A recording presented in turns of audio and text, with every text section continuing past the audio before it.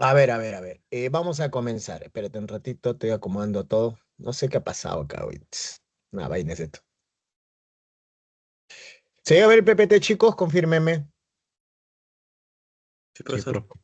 Listo, vamos a comenzar. Hoy día nos toca un tema largo, tanto en cívica como en este caso en geografía. Y bueno, hoy día vamos a hablar sobre el relieve peruano, que en otras palabras voy a ser bastante descriptivo nada más. No analizar los relieves acá. Es que ya los hemos analizado sin querer cuando hemos visto tanto la geodinámica interna y la geodinámica externa. Entonces, solamente hay que en este caso describir algunos aspectos del territorio peruano, ¿ya? Y luego vamos a ver consigo el tema obviamente, cívica que nos corresponde, ¿sí? A ver, déjame en este caso ver unas cosillas por ahí, ¿de acuerdo? Usuario desconocido, alguien me quiere hacer una consulta. No sé, ¿quién es? 15 de noviembre. ¿Quién es 15? Dice, pero son unos días. Disculpe que le escriba. ¿De casualidad? No, no dicto. Ya, ¿de acuerdo?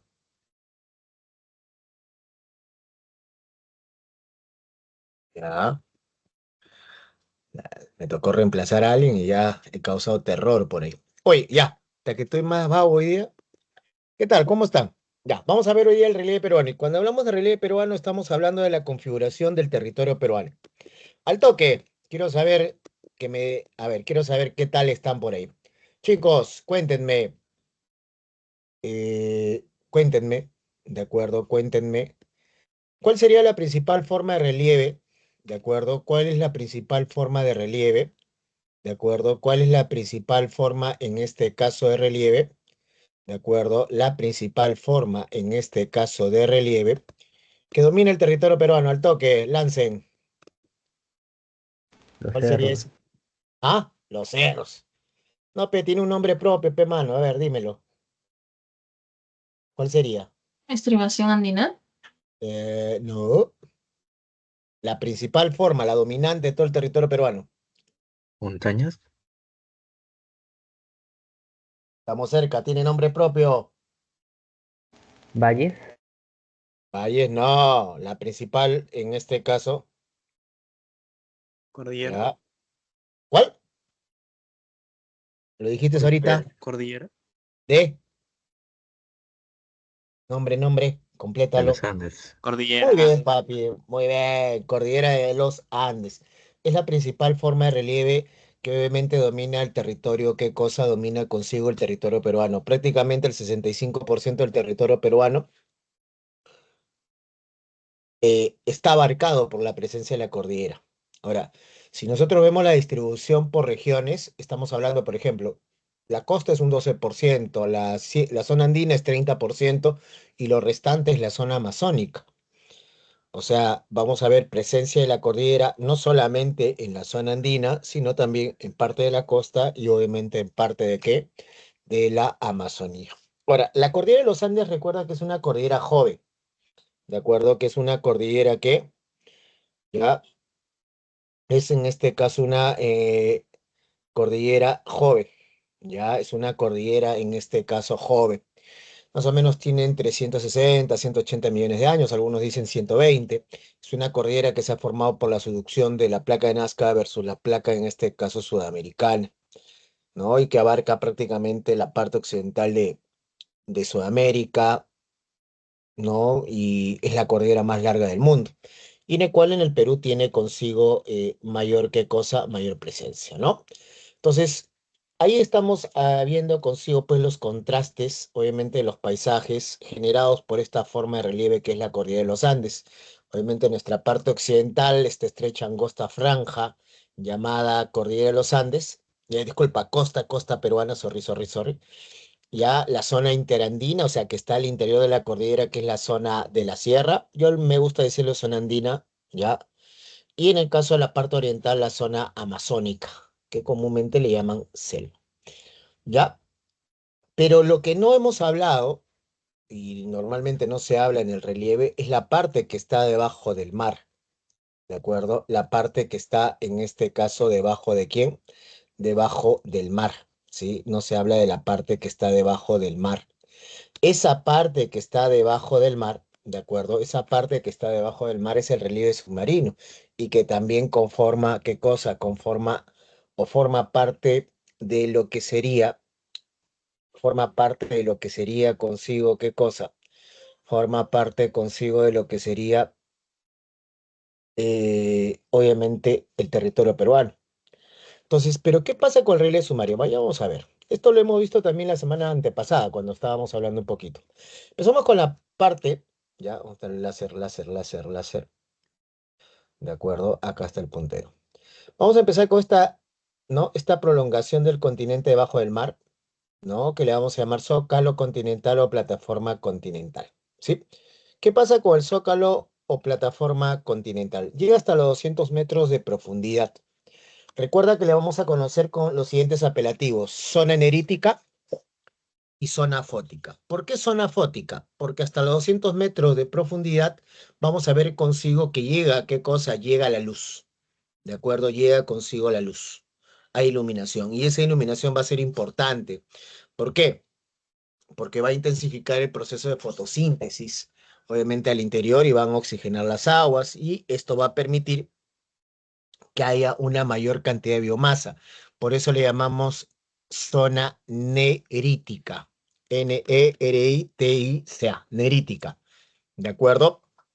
Porque concentra una mayor biomasa. ¿De acuerdo? Una mayor biomasa.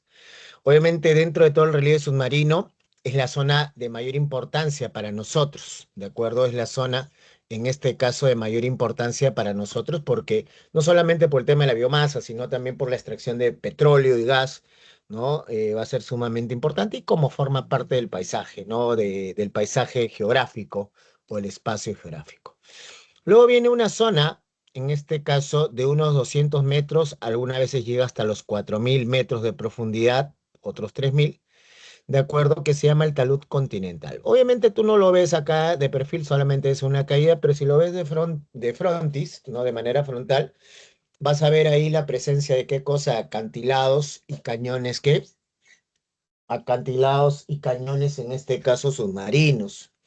¿De acuerdo? En este caso, la fuerte caída, si lo ves, prefieres como si estuvieras en la Costa Verde y vas a ver unas oquedades, unos huecos profundos, que eso vendrían a ser los cañones submarinos. ¿De acuerdo? De ahí llegamos, obviamente, a la parte de abajo que, mira, si no hubiera actividad tectónica, si no hubiera actividad tectónica, ¿qué es lo que pasaría en este caso con el relieve submarino? Simplemente llegaríamos a la zona que se conoce como ¿qué? A la zona que se llamaría en este caso el llano oceánico, ¿ya? ¿De acuerdo? Se conocería como el llano ¿qué? El llano, en este caso, oceánico, ¿ya? ¿De acuerdo? La llanura oceánica, ¿no? Que sería, pues, obviamente, el nombre lo dice todo, un llano, pero a partir de los 3.000, 4.000, en este caso, metros de profundidad, ¿de acuerdo? Metros, en este caso, de profundidad, ¿ya? ¿De acuerdo? Ahora, ¿qué es lo que vamos a tener por aquí? A ver, vamos a tener un ratito. Estoy buscando una vaina. Sí, acá creo que está. Ya, ahorita lo vamos a ver. ¿De acuerdo? Pero por la actividad tectónica, ¿qué cosa vamos a encontrar? No vamos a encontrar lo siguiente, chicos. ¿Qué cosa vamos a encontrar lo siguiente? Bueno, en la zona de divergencia, de separación de placas, ya hemos dicho, se forman las dorsales. ¿De acuerdo? Pero en el caso del Perú, que es una zona de subducción, ¿qué cosa vamos a encontrar nosotros? ¿Qué cosa en este caso vamos a encontrar nosotros? Obviamente vamos a encontrar consigo, ¿de acuerdo? Vamos a encontrar consigo, obviamente, una zona de ducción entre la placa de Nazca y la placa Sudamérica. Vamos a encontrar una zona profunda. Esta zona profunda, que es el llano, ¿de acuerdo? Se va a conocer como ¿qué? Como la fosa, ¿de acuerdo? La fosa está en este caso a una profundidad de 6.000 metros de profundidad. Son esos espacios que se generan en la zona de subducción. ¿De acuerdo? En la zona de subducción. Vayamos a San Google, ¿de acuerdo? Vayamos a San Google, ¿sí? Para ver más precisamente el tema de qué cosa, del relieve submarino peruano, ¿sí? ¿De acuerdo? ¿Me confirmas, papi, si se llega a ver ahí esta imagen del relieve submarino? Sí, Sí, profe. profesor. Ya. Estamos acá, mira el dedito, mira la manito, ¿ya?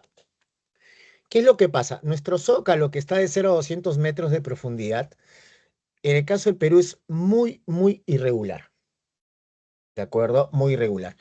Va a presentar una zona demasiado angosta acá en Arequipa, que puede llegar a unos 3 a 5 kilómetros, y una zona amplia que va a ser acá cerca al norte de Lima, en Chimbote, ¿de acuerdo? Donde puede alcanzar hasta 120, 140 kilómetros de amplitud. La pregunta viene ahorita, ¿de acuerdo? ¿Sería bueno que tener un zócalo amplio o no? ¿Ya? ¿Ah? ¿Sería bueno tener un zócalo amplio o no? ¿Qué dicen? ¿Sería bueno o no sería bueno tener un zócalo amplio? ¿Qué dicen? A ver, ¿sería bueno o no sería bueno tener un zócalo amplio? A ver, ¿qué dicen? Sí, porque como te digo, es la zona nerítica, la concentración de biomasa. Entonces, si tú lo tienes más amplio, vas a concentrar mayor cantidad de biomasa.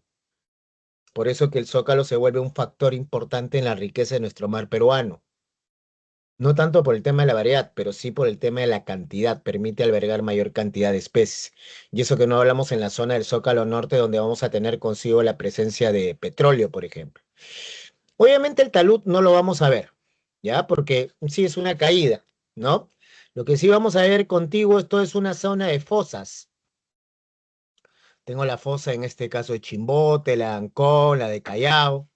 ¿De acuerdo? Más al sur tengo la fosa Tacna-Arica, que es la más profunda en territorio de Arica, en Chile ya específicamente.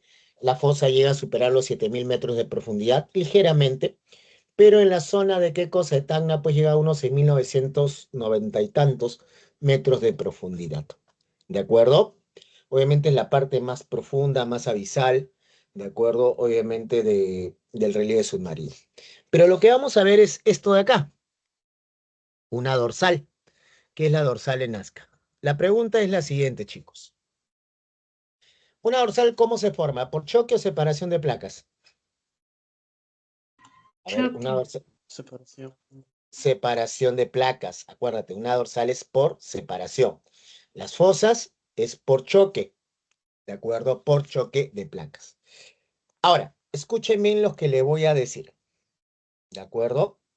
Escuchen bien lo que les voy a decir, ¿ya? Si estamos hablando que es una zona de subducción donde la placa de Nazca golpea a la placa sudamericana, ¿cómo puede existir una dorsal? Si estamos hablando que es de separación. Y te estoy comentando ahorita que en el Perú se ha formado por subducción. ¿Cómo puede haber una dorsal? A ver, ¿alguien me lo puede decir? A ver, ¿cómo es ese dilema? ¿Mm? ¿Cómo es ese dilema? A ver,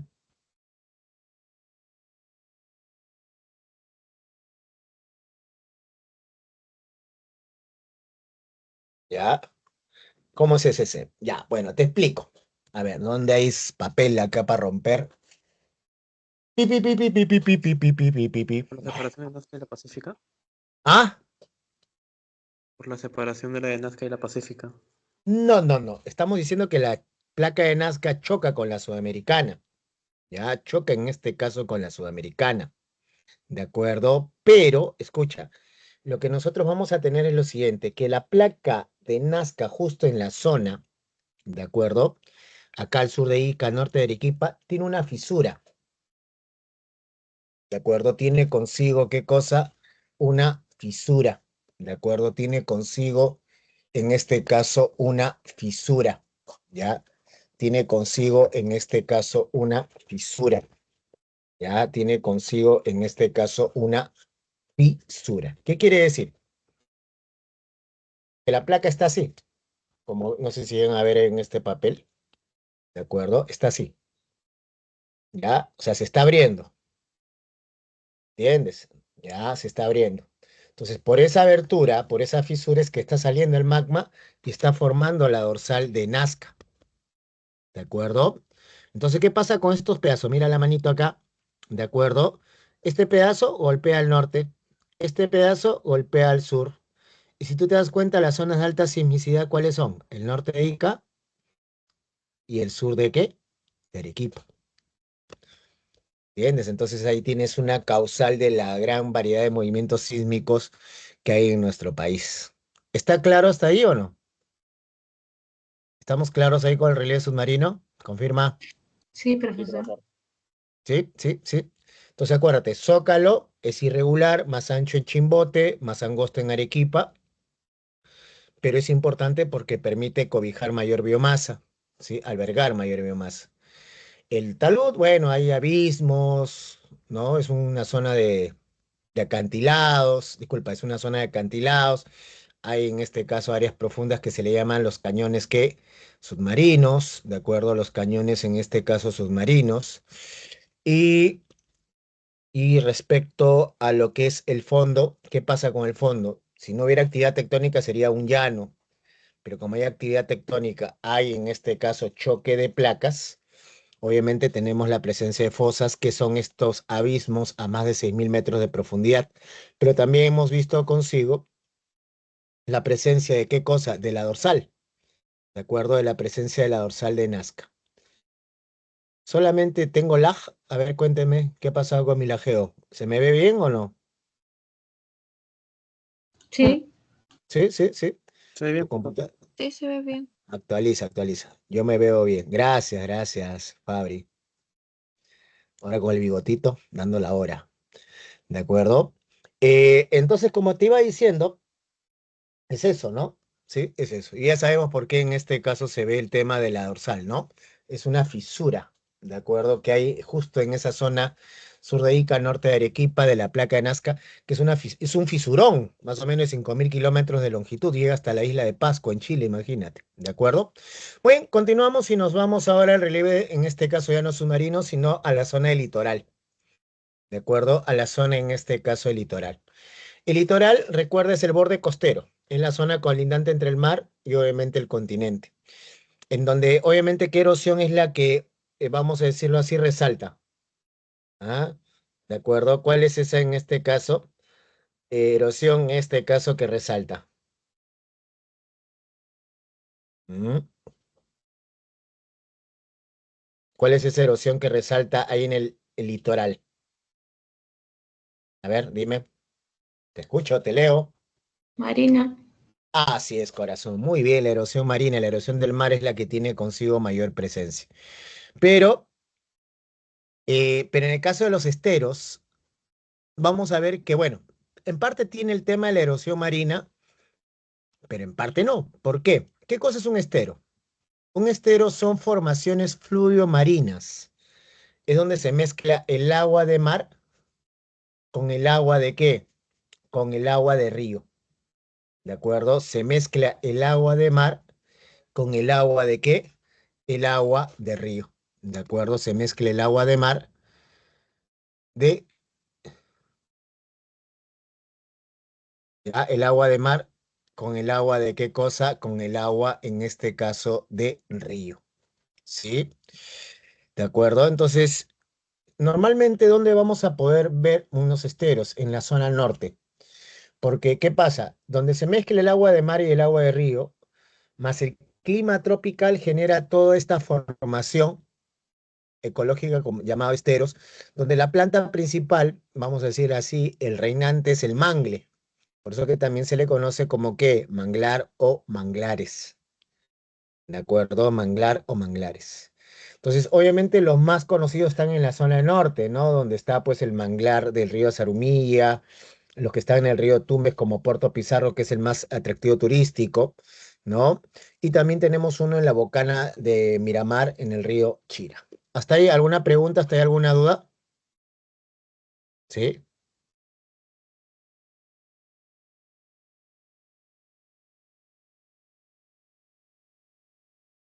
Ujú. ¿De acuerdo?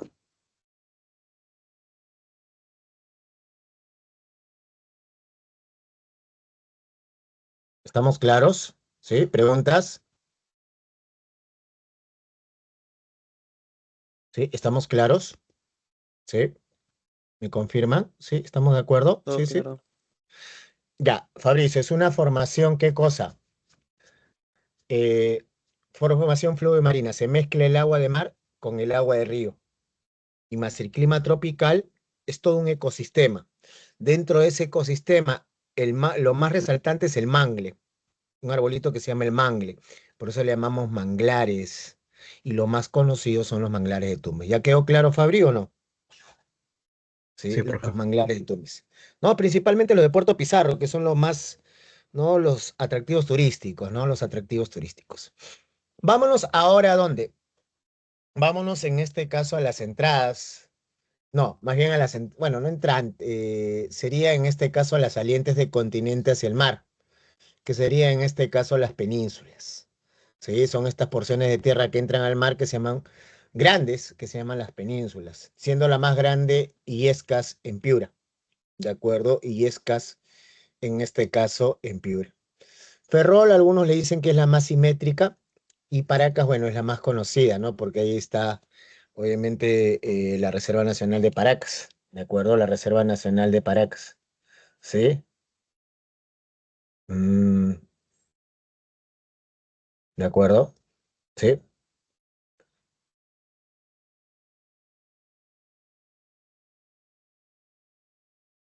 ¿Estamos claros hasta ahí? Ahora vamos a las entrantes, que son las porciones de mar. Ya la semana pasada lo estuvimos hablando con la Marina.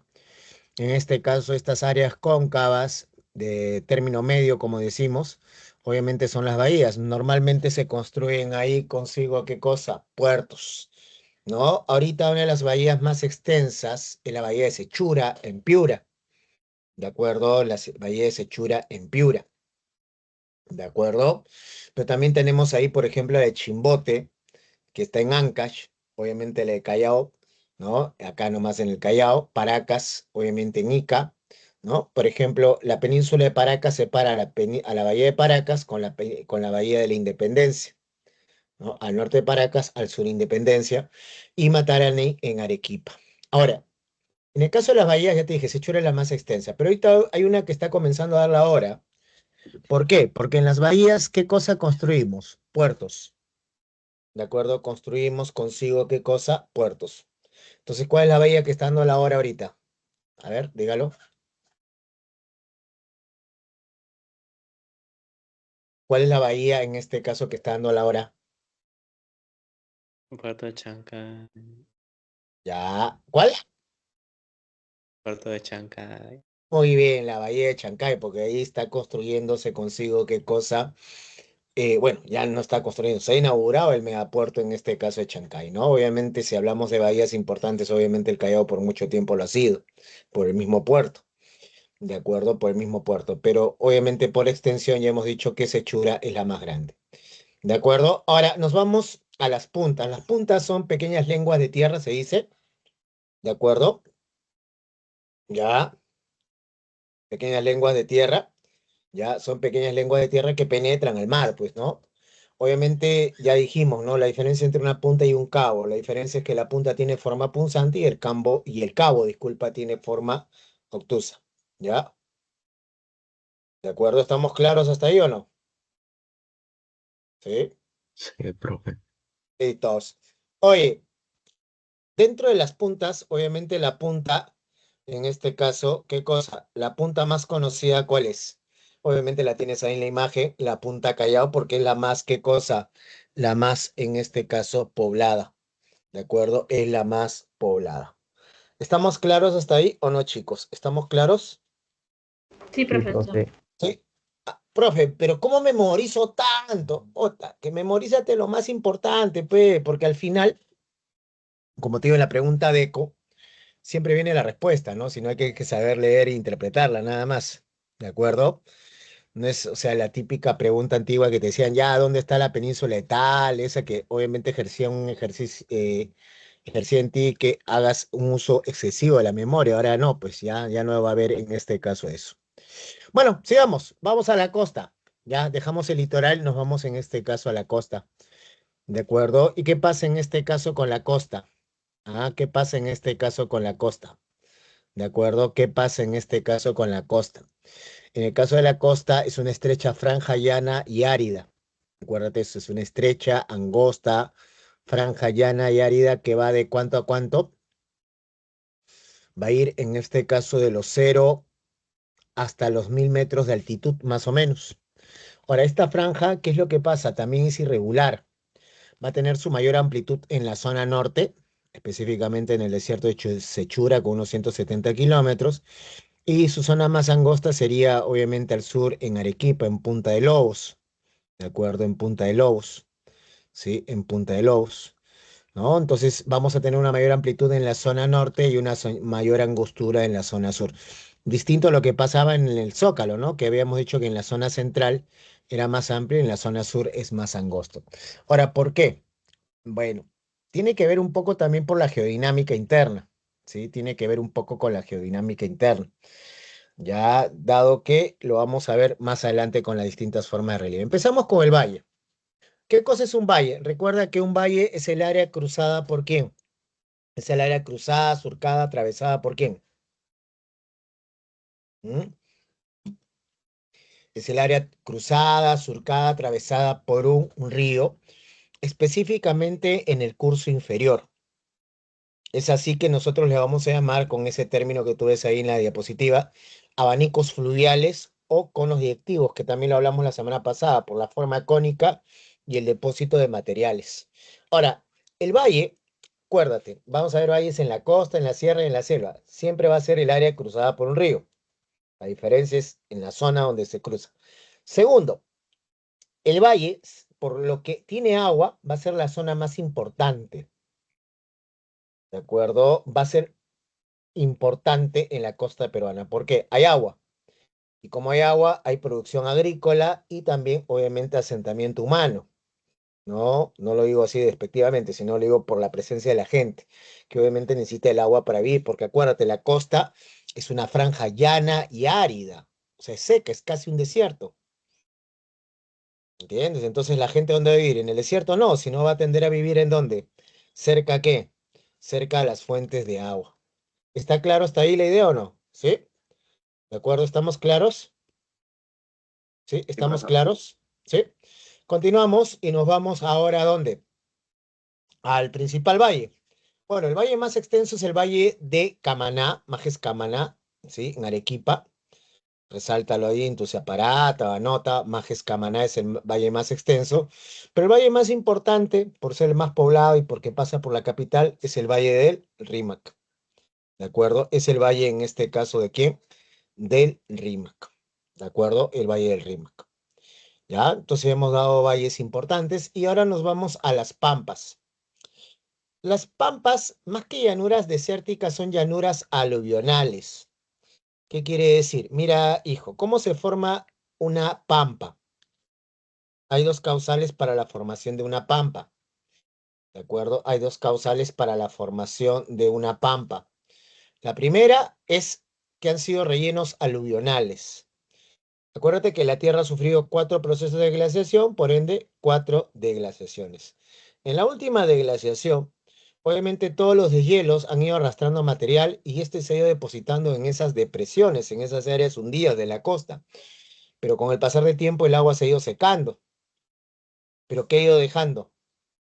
El material, ¿no? El material del suelo, dentro lo orgánico, lo inorgánico. Pero ¿qué pasa? Son ricos, son suelos ricos, pero lo que va a suceder consigo, ¿qué cosa es? Son suelos ricos, pero lo que les falta es agua, ¿de acuerdo? Por eso también se habla que son zonas de antigua presencia de valles, ¿no? De un río, ¿de acuerdo? Que ha dejado todo el material ahí edáfico. Pero ¿qué le falta en este caso a la pampa para que sea productiva? Lo que le falta a la pampa para que sea productiva es agua. ¿De acuerdo? Lo que le falta a la pampa para que sea en este caso productiva es en este caso ¿qué? Agua. ¿De acuerdo? Es agua. ¿Sí? Lo que le falta a la pampa para que sea productiva es en este caso ¿qué? Agua. ¿De acuerdo? Es agua. ¿Ya? Entonces, ¿qué es lo que ha hecho el hombre de la costa? Bueno, obviamente en el tema del agua se le ha agenciado bajo una técnica hidráulica que se llama el tema de ¿qué? De lo que sería la técnica de los proyectos de irrigación. ¿Qué consiste un proyecto de irrigación? Llevar, ¿qué cosa? El agua del valle, ¿hacia dónde? Llevar el agua del valle hacia las pampas. ¿De acuerdo? Así para aprovechar el potencial agrícola de las pampas y ampliar consigo, ¿qué cosa? La frontera agrícola. Ampliar consigo la frontera, ¿qué? La frontera agrícola. ¿De acuerdo? Entonces, ¿qué pasa? La costa peruana, si tú lo ves en términos de volumen de producción agrícola, la costa peruana es la que más resalta que obviamente las demás regiones, sino que, ¿qué es lo que sucede? Tú dirás, profe, pero si es un desierto prácticamente la costa, es que se ha aprovechado las pampas. Con los proyectos de irrigación hemos ampliado consigo, ¿qué cosa? La frontera, ¿qué? Hemos ampliado consigo la frontera agrícola. ¿Está claro hasta ahí la idea o no, chicos? ¿Estamos claros o no? Confirmen. ¿Estamos claros hasta ahí con la idea o no? Sí, profe. Sí. Ya. Entonces, ahí tienes la pampa más extensa que es de Olmos, que está en Lambayeque, que también tiene varias etapas de proyectos de irrigación. Pero ahí vamos a tener unas pampas que son importantes, ¿de acuerdo? Ya, que obviamente son las restantes, ¿no? Chao, Virú, Mochi, Chicama, que están en La Libertad. Y tienes consigo la de Chimbote, Nepeña y Casma. ¿Qué pasa? Estas 7 pampas que te acabo de mencionar son irrigadas por un solo río, que es el río Santa, que pasa por Ancash. ¿De acuerdo? Es el río Santa que pasa en este caso por Ancash. ¿De acuerdo? Chao, Virú, Moche, Chicama en La Libertad, Chimbote, Nepeña y Casma en Ancash. Irrigadas por un solo río que sería el río Santa en Ancash. Ahora, los proyectos de irrigación que tenemos ahí, por ejemplo, ahí tú tienes la tercera etapa, el proyecto Chavimochic. El proyecto Chavimochic es el proyecto en el cual las aguas del río Santa irrigan las pampas de qué? Chao, Pirú, Moche, Chicama. Si te das cuenta, Chavimochic sale de qué? De las primeras sílabas de estas 4 pampas. Y hay otro proyecto al sur que se llama Chinecas, en Ancash, que es Chimbote, Nepeña y Casma, ¿de acuerdo? Y que también sale con las primeras sílabas. No, una cosa es una pampa y otra cosa es un pampón. ¿De acuerdo? Muy bien, vayamos en este caso a lo siguiente. Vamos a los tablazos. Mira, hemos hablado de valles y pampas que son más de característica de qué cosa, de depósito. Ahora vamos a hablar tectónicos y vamos a hablar consigo de los tablazos. Ya nosotros también habíamos hablado de los tablazos, ¿de acuerdo? ¿Y qué habíamos hablado de los tablazos? Que eran, en este caso, resultado de los procesos epirogénicos, ¿de acuerdo? De procesos que epirogénicos, ¿de acuerdo? Procesos, en este caso, epirogénicos. O sea, estos procesos verticales de levantamiento de la placa, pero acompañados de qué cosa? De la isostasia. Entonces, los tablazos, disculpa, son terrazas marinas que han estado antiguamente debajo del mar y ahora han emergido, ¿no? Han ido emergiendo lentamente, ¿sí? ¿De acuerdo? Entonces, ¿qué pasa? En ese terreno, como antes estuvo debajo del mar, ¿qué es lo que pasa? Como antes estuvo debajo del mar, obviamente hubo depósito de material orgánico y más el proceso de pirogénesis ha habido consigo, ¿qué cosa? Ha habido en este caso un levantamiento. ¿De acuerdo? ¿Sí? ¿Ya? ¿Ya? ¿De acuerdo? Es un proceso de levantamiento pirogénico, es un proceso en este caso vertical. ¿De acuerdo? Entonces, ¿qué pasa? Como ha habido depósitos de materiales orgánicos, más la pirogénesis y la presión que se ha generado ahí, eso se ha terminado transformando, ¿qué cosa? En hidrocarburos. Por eso que los tablazos, recuerda, son áreas petroleras. Los tablazos son áreas petroleras. Y como verás, como dijimos anteriormente, en la costa, la mayor amplitud de la costa, ¿dónde está? La mayor amplitud de la costa lo vamos a tener, obviamente, en la zona norte, que justo es la zona donde hay presencia de ¿qué? Hay presencia, en este caso, de tablazos. ¿De acuerdo? Hay presencia en este caso de ¿qué? De tablazos. ¿De acuerdo? ¿Sí? ¿De acuerdo? De tablazos. ¿Está claro hasta ahí o no? ¿Sí? ¿Está claro? ¿Ya? Sí, Muy bien. ¿Alguna pregunta hasta ahí? ¿Ninguna duda? Vamos con los tablazos. El más alto es Máncora. ¿De acuerdo? Es Máncora. Ya es Máncora, está en Piura, es el más alto, por ende el más antiguo. Entonces, si tú te ves, mira esta terraza. Este terreno llano, todo esto antiguamente estuvo debajo del mar, y mira ahí los estratos que ves ahí en este acantilado donde indican pues cómo se ha ido dando este proceso pirogénico, progresivo. Mira, plano acá, plano acá, plano. Entonces, mira todo lo que se ha levantado ahí en este tablazo de Ica. Bueno, el más alto es Máncora. Obviamente, si tú te das cuenta, tienes Pariñas, Lobitos, Talara, que todos son áreas petroleras. Acá, por ejemplo, al sur tenemos la Tablada del Lurín, ¿de acuerdo? La Tablada del Lurín, que es en este caso el más poblado, ¿sí? Y al sur Ica, que recién, como lo ves ahí en la imagen, está en un proceso de que aún continúa en proceso de levantamiento. Ahora, vamos a lo contrario. Si por un lado te levantan, por el otro lado te lo hunden. ¿Ya? Entonces tú vas a ir a eso que te da después de los exámenes, que se llama consigo, ¿qué cosa? Las depresiones. ¿De acuerdo? Las depresiones. ¿Qué cosas son en este caso las depresiones? ¿De acuerdo? ¿Qué cosas son consigo en este caso las depresiones? No, es esa caída del ánimo y toda esa tontería, ¿no? En términos geológicos. Si no, las depresiones simplemente son áreas continentales que se encuentran debajo del nivel del mar. Entonces, como tú ves acá en la imagen, una depresión simplemente es un terreno común y silvestre, sino que tú agarras tu altímetro y se encuentra qué cosa debajo del nivel del mar. Se le conoce como salinas. ¿Por qué? Porque en estas depresiones normalmente hay afloramiento de qué? ¿Hay afloramiento de qué? De agua.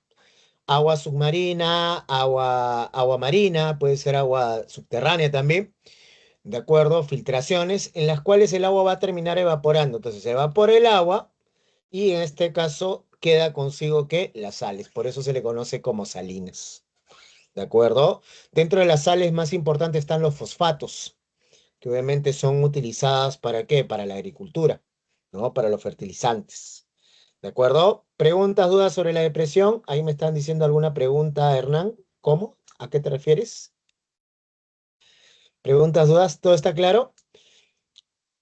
¿Alguna pregunta, alguna duda? Confirmen. ¿Todo ok? Ya. Vayamos en este Profesor, caso a... Dime, amor. ahí también encontramos albúfaras. Ya. ¿La albúfera qué cosa es? La buffer es esto. A ver, un ratito. No sé si ven el láser. Son estas lagunas mayormente en litoral. ¿De acuerdo? O sea, están cercanas ¿a dónde? Cercanas al mar. Entonces hay filtración de agua de mar y forma estas lagunitas. O humedales también le llaman. ¿Sí? ¿De acuerdo? Acuérdate, las lagunitas que están cerca al litoral son depresiones cubiertas de agua, que le llamamos albúferas. Ya le llamamos albúferas. Tenemos ahí consigo la depresión más profunda de nuestro país. ¿Cuál es? Bayóvar, en Piura, con 37 metros bajo el nivel del mar.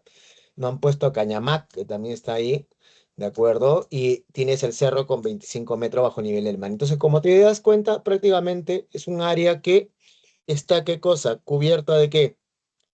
Ah, es un área común silvestre, sino que el altímetro te registra qué cosa, te va a registrar consigo terrenos bajo el nivel del mar. ¿Sí? Bueno, dejamos la depre y ahora ¿dónde te llevo? A las dunas, no al hotel, sino a las dunas como relieve, ¿de acuerdo? Como relieve, ya, como relieve, ¿ya? ¿De acuerdo? Sí, ya. ¿Qué es lo que sucede a las dunas? Mira, las dunas son montículos de arena, ¿ya? Que se encuentran en los desiertos. ¿Qué cosa es un desierto? Acuérdate, un desierto es un área estéril, es un área, en este caso, productiva. ¿De acuerdo? Sí, ya. Se nota que está bien lajeada tu computadora, Mark. ¿Ya? Entonces, ¿qué pasa? En el caso del desierto, escucha, el desierto es un área estéril, es un área totalmente improductiva. ¿De acuerdo? Sí, es un área totalmente improductiva, cubierta de arena o restos de rocas, ya lo hemos dicho, en donde vamos a encontrar los montículos de arena llamados, ¿qué cosa? Dunas, dunas, ¿de acuerdo? Dunas, ya, las dunas, ¿sí?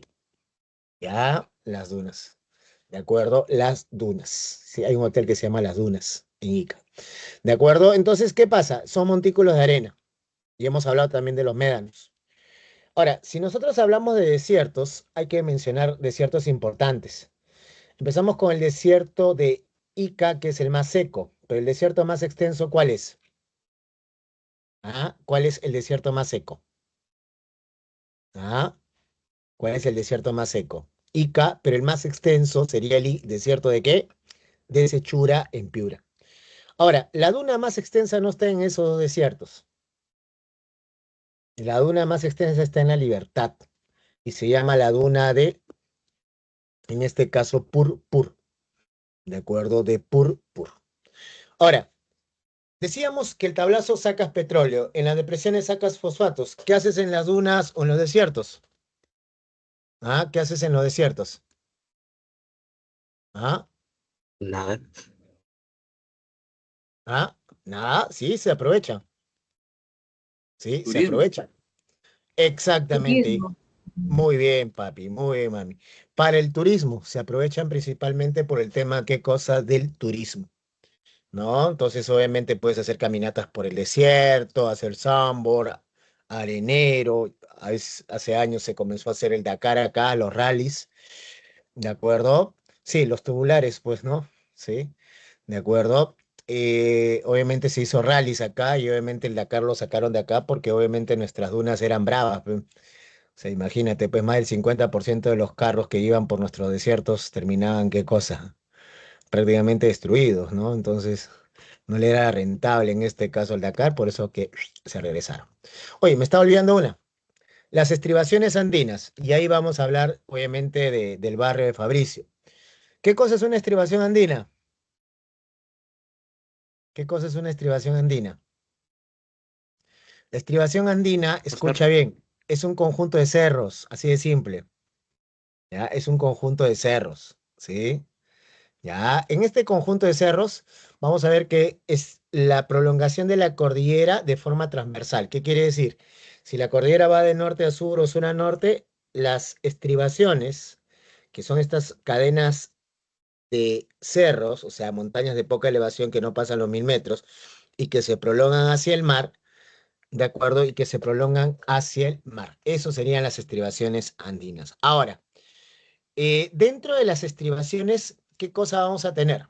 ¿Qué cosa vamos a tener dentro de las estribaciones? ¿Casas? Dentro de lomas, lomas. O sea, ¿qué cosa es una loma? Una loma es una formación ecológica de carácter temporal. Se forma entre los meses de junio hasta octubre, más o menos, que son los meses en el cual hay mayor humedad, hay mayor neblina. ¿De acuerdo? Humedad y neblina, que es empujada por el viento y choca contra quién? Contra esta zona que está entre los cerros, ¿de acuerdo? En la parte alta de los cerros, comienza a hidratarla y empieza a crecer consigo vegetación, ¿de acuerdo? Empieza a crecer vegetación. Entonces, si tú haces una caminata por una loma en los meses, no sé, supongamos de agosto, septiembre, vas a encontrar todo verde en la parte alta de tu cerro, ¿de acuerdo? Pero acá viene lo interesante. Vas a ver todo verde, boscoso, pero también no vas a ver nada porque hay pura neblina, nada más, ¿de acuerdo? Hay pura neblina. ¿Ya? Eso es lo que se forma al interior de los cerros. Entonces, obviamente cerros, como decían por ahí, obviamente lo utilizamos para vivienda, ¿de acuerdo? Ya lo utilizamos para vivienda, ¿no? Más que todo en la zona centro-sur. Como no llueve, entonces no hay tanto el problema de que pueda haber un deslizamiento de material y entonces tu cerro está ahí. Te vas al Cerro El Pino, al Cerro El Agustino, vas a encontrar casa de 8 pisos, imagínate, ¿no? Que obviamente en otra zona donde hubiera lluvia, esa casa ya hubiera desaparecido hace rato. ¿No? Se hubiera venido abajo, pero bueno, se asientan ahí. Pero más arriba, como te digo, de tus cerros, ¿sí? Más arriba de tu cerro vas a encontrar estos bosques que son las lomas. La loma más extensa, ¿cómo se llama? Atiquipa y queda en Arequipa. Pero vamos a decirlo así, una de las más conservadas, más importantes sería ¿cuál? La Chay, ¿de acuerdo? ¿Sí? ¿Ya? ¿Ya? ¿De acuerdo? Ya va a ser en este caso, la Chay. De acuerdo, va a ser consigo en este caso la Chay, porque es una reserva nacional, dado que por la ampliación urbana, y esto es muy típico en Lima, obviamente las lomas están pasando un proceso de qué cosa de depredación. ¿Entiendes? Por ejemplo, antes existía la loma de Amancáis, ahora está el barrio Cangri de Amancáis, ¿no? En el cual prácticamente ya toda la invasión a qué cosa, todo prácticamente ha desaparecido la loma. ¿Sí?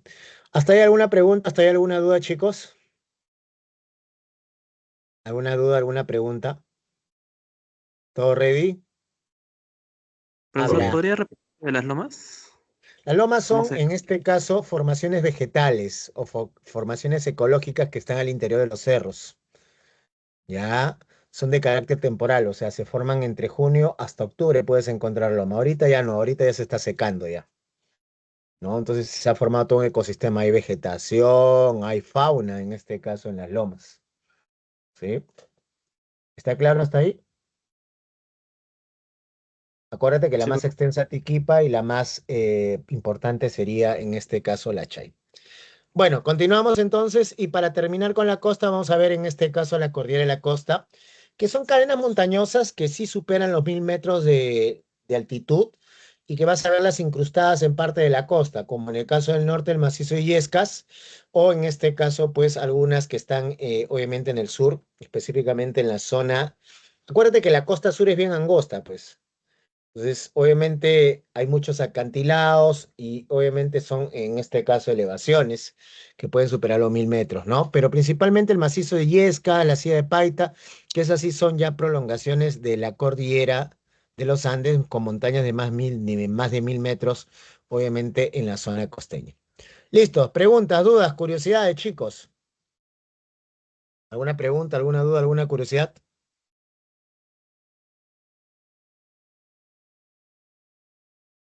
Habla o cae para siempre.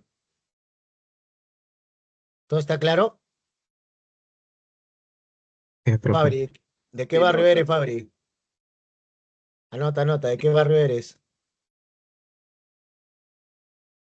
Ah. Listo, dejamos entonces la costa, ¿de acuerdo? Y nos vamos al relieve andino. ¿Qué pasa con la costa, con la zona andina? Como te dije al inicio, obviamente la cordillera de los Andes es lo que domina, obviamente, el territorio peruano. Y la zona andina se encuentra al interior de qué cosa? Al interior de la cordillera de los Andes, ¿ya? En donde vamos a ver múltiples formas de qué cosa, múltiples formas de relieve, en un territorio que ocupa, como te digo, prácticamente el 30% del territorio peruano.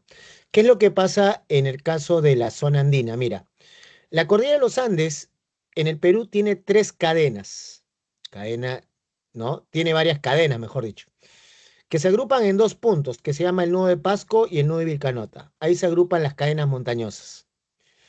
Entonces, desde la frontera con Ecuador hasta el Nueve Pasco tenemos el sector norte con tres cadenas, occidental, central, oriental. La zona centro va de nudo a nudo, ¿no? Cadena occidental, central, oriental, ¿sí? ¿De acuerdo? Y la zona sur, disculpa, que viene del nudo de Vilcanota, que solamente va a tener dos cadenas. Tenemos acá la cadena occidental y la cadena oriental y en el medio, pues, un gran llano, ¿no? Que es, en este caso, la meseta del Collao. ¿De acuerdo? Pero la zona andina, escucha bien, solamente abarcaría la cadena occidental, tanto el sector norte, centro y sur, la cadena central, ¿de acuerdo? Y oriental, cadena central del sector central y la cadena, ¿qué cosa? Oriental, ¿de acuerdo? Lo que tú vas a tener ya en las demás cadenas, en estas que, no, que te estoy señalando, tenemos ya la parte, en este caso prácticamente en la parte oriental, tanto el norte y el centro, así como la cadena central del sector norte. Lo que tenemos es parte de la ceja de selva y la zona de selva alta, ¿no? Entonces, propiamente vamos a encontrarlo ahí entre la cadena occidental, entre la central del centro y la sur oriental, ¿ya? Entonces vamos a hablar de los Andes occidentales, que se agrupan en tres sectores. En el norte, nosotros tenemos acá, donde dice A, la Cordillera Blanca. Es la más importante porque tiene el mayor número de nevados y aparte está la cumbre más alta que vendría a ser consigo ¿quién? En este caso el Huascarán, ¿sí? Vendría a ser consigo en este caso el Huascarán. De ahí tenemos obviamente el nevado más bello. ¿Cuál es el nevado más bello? También está ahí el Alpamayo, ¿no? El Alpamayo. Pero ¿qué pasa? Al frente de la Cordillera Blanca, este cachito de acá se llama la Cordillera Negra. Le dicen negra porque no tiene nevados, llega más o menos hasta los 5200 metros de altitud. Y entre ellas dos se forma un valle que se llama el Callejón de Huaylas, por si acaso, ¿ya? ¿De acuerdo? De ahí al sur, entre la Cordillera Blanca y el nudo de Pasco tenemos obviamente la cordillera del Waiwash, ¿sí? Acuérdate, en la Blanca y entre el nudo de Pasco tenemos el Waiwash, ya que es la segunda montaña más alta. En el centro, ¿sí? En la cadena central, tenemos acá la cordillera de la Viuda y la central. Sobre sus faldas descansa consigo ¿quién? Obviamente Lima. Y en el caso de la cordillera Viuda, pues tenemos ahí nevados como el Rajuntal, ¿no? En la central tenemos el Cotoni, ¿de acuerdo? Que bueno, son en este caso ya pues nevados recorridos. Pero en la zona sur, acá en la cadena, ¿de acuerdo? Occidental, en el sector sur, tenemos la cadena de los conos volcánicos. Esta cadena abarca regiones como, en este caso, ¿de acuerdo? Regiones como cuáles? eh, Arequipa, Moquegua, Tacna y también está Ayacucho y se concentra, ¿qué cosa? La mayor actividad volcánica. Algunos hablan que hay más de 400 volcanes en esas cuatro regiones, siendo Arequipa pues la zona de mayor actividad volcánica. Vamos a encontrar volcanes como, ¿qué cosa es un volcán? Ya estoy harto de decirte, ¿no? Es una fisura de la corteza por donde aflora magma. Donde está el volcán más alto, que sería en este caso el volcán Coropuna, anota, anota, el volcán Coropuna el más alto. El más bello, bueno, no soy yo, pero sí es en este caso dentro de los volcanes el Misti. Y los más activos tenemos en este caso el Sabancaya y Alubinas, ambos con actividad, ¿qué cosa? Con actividad en este caso fumarólica, ¿de acuerdo? Con actividad fumarólica, como ves ahí en la imagen, ¿no? Solamente está como tú, botando humo nada más. ¿Sí? Y el Coropuna, el volcán más alto. ¿Preguntas, dudas ahí sobre esta cadena occidental? ¿Está claro? Sí. Continuamos. En la cordillera oriental no hay mucho que resaltar. Bueno, obviamente en la zona de los Andes del centro está pues la Vilcabamba, está el Ausangate, y en la zona, en este caso, de la cordillera, en este caso andina oriental, acá en Puno, tenemos el la cordillera de Carabaya, donde está el Ayín Capac, ¿no? También un nevado importante. Acuérdate, los nevados, las montañas, son apus, donde obviamente se le rinde culto, ¿de acuerdo? De ahí vamos a ver otras formas de relieve, como en este caso tenemos los valles interandinos, que son estos valles en V, que están al interior de la cordillera, ¿no? En el curso medio, y que como te digo, es un área cruzada por un río, son en algunos terrenos planicies aluvionales, áreas muy fértiles, muy pobladas también, y obviamente dentro de los valles interandinos más importantes, ¿a cuál destacamos? El valle interandino más importante que vamos a destacar vendría a ser el Valle del Mantaro, ¿de acuerdo? Que está en Junín con Huancavelica, ya en Junín con Huancavelica. Bueno, si quieres ahí ya te he hablado del Callejón de Huaylas, que está entre la Negra y la Blanca, ¿de acuerdo? En Ancash, ¿de acuerdo? Y nos vamos rápidamente a las mesetas, que son altiplanicies, o sea, son terrenos llanos en medio de todas estas elevaciones, de todos estos terrenos inclinados, picos nevados, que obviamente se encuentran más o menos de 3.500 a 4.000 metros de altitud y son planos, donde obviamente se desarrolla pastizales y pajonales que son importantes para la ganadería. Por eso las mesetas son áreas ganaderas, siendo la meseta más extensa el Collao y la segunda más extensa el Bombón. ¿De acuerdo? El Bombón. Y por último, antes de pasar al break, vamos a ver los cañones. ¿Qué cosas son los cañones? Acuérdate, le hemos dicho, son valles angostos y profundos, que están entre el curso medio y superior, en este caso de un río, y vamos a ver que son utilizados los cañones en su mayoría, ¿de acuerdo? Para la producción de energía hidroeléctrica, porque se aprovecha la angostura para represar el agua y también la pendiente para todo mover el tema de las turbinas. Pero vamos a ver dentro de los cañones más representativos al cañón de Cotahuasi, que es el más profundo del mundo, y el Colca, que es el segundo más profundo de qué? Del mundo, ¿sí? Es en este caso, ya el más, en este caso, el segundo más profundo en este caso del mundo, ¿sí? ¿Ya?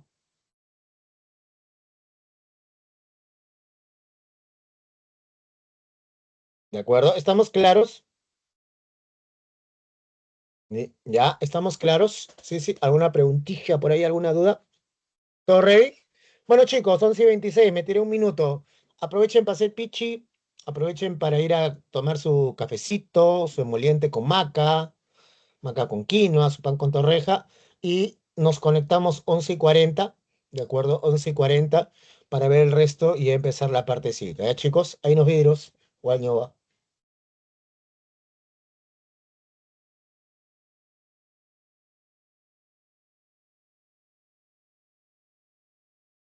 Ya, chicos, estamos listos, estamos ready todavía. Confirmen.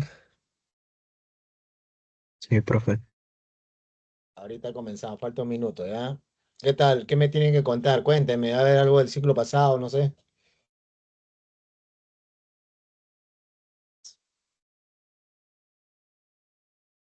A ver, cuéntenme algo, no sé. Ahorita comenzamos. Pi, pi, pi, pi, pi, pi, pi, piri, pi, pi.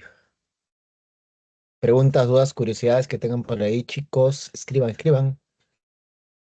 Mentiroso, Fabri. Mentiroso. Mentira, mentira, mentira.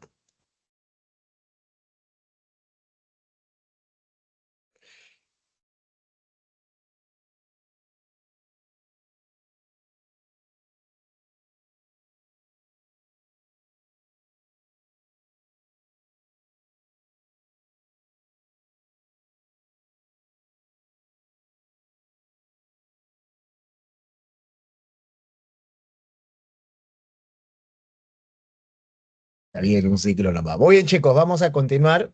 Ya hemos visto entonces algunas de las formas del relieve andino. Continuamos con las formas. Y ahora vamos a ver el tema de las quebradas.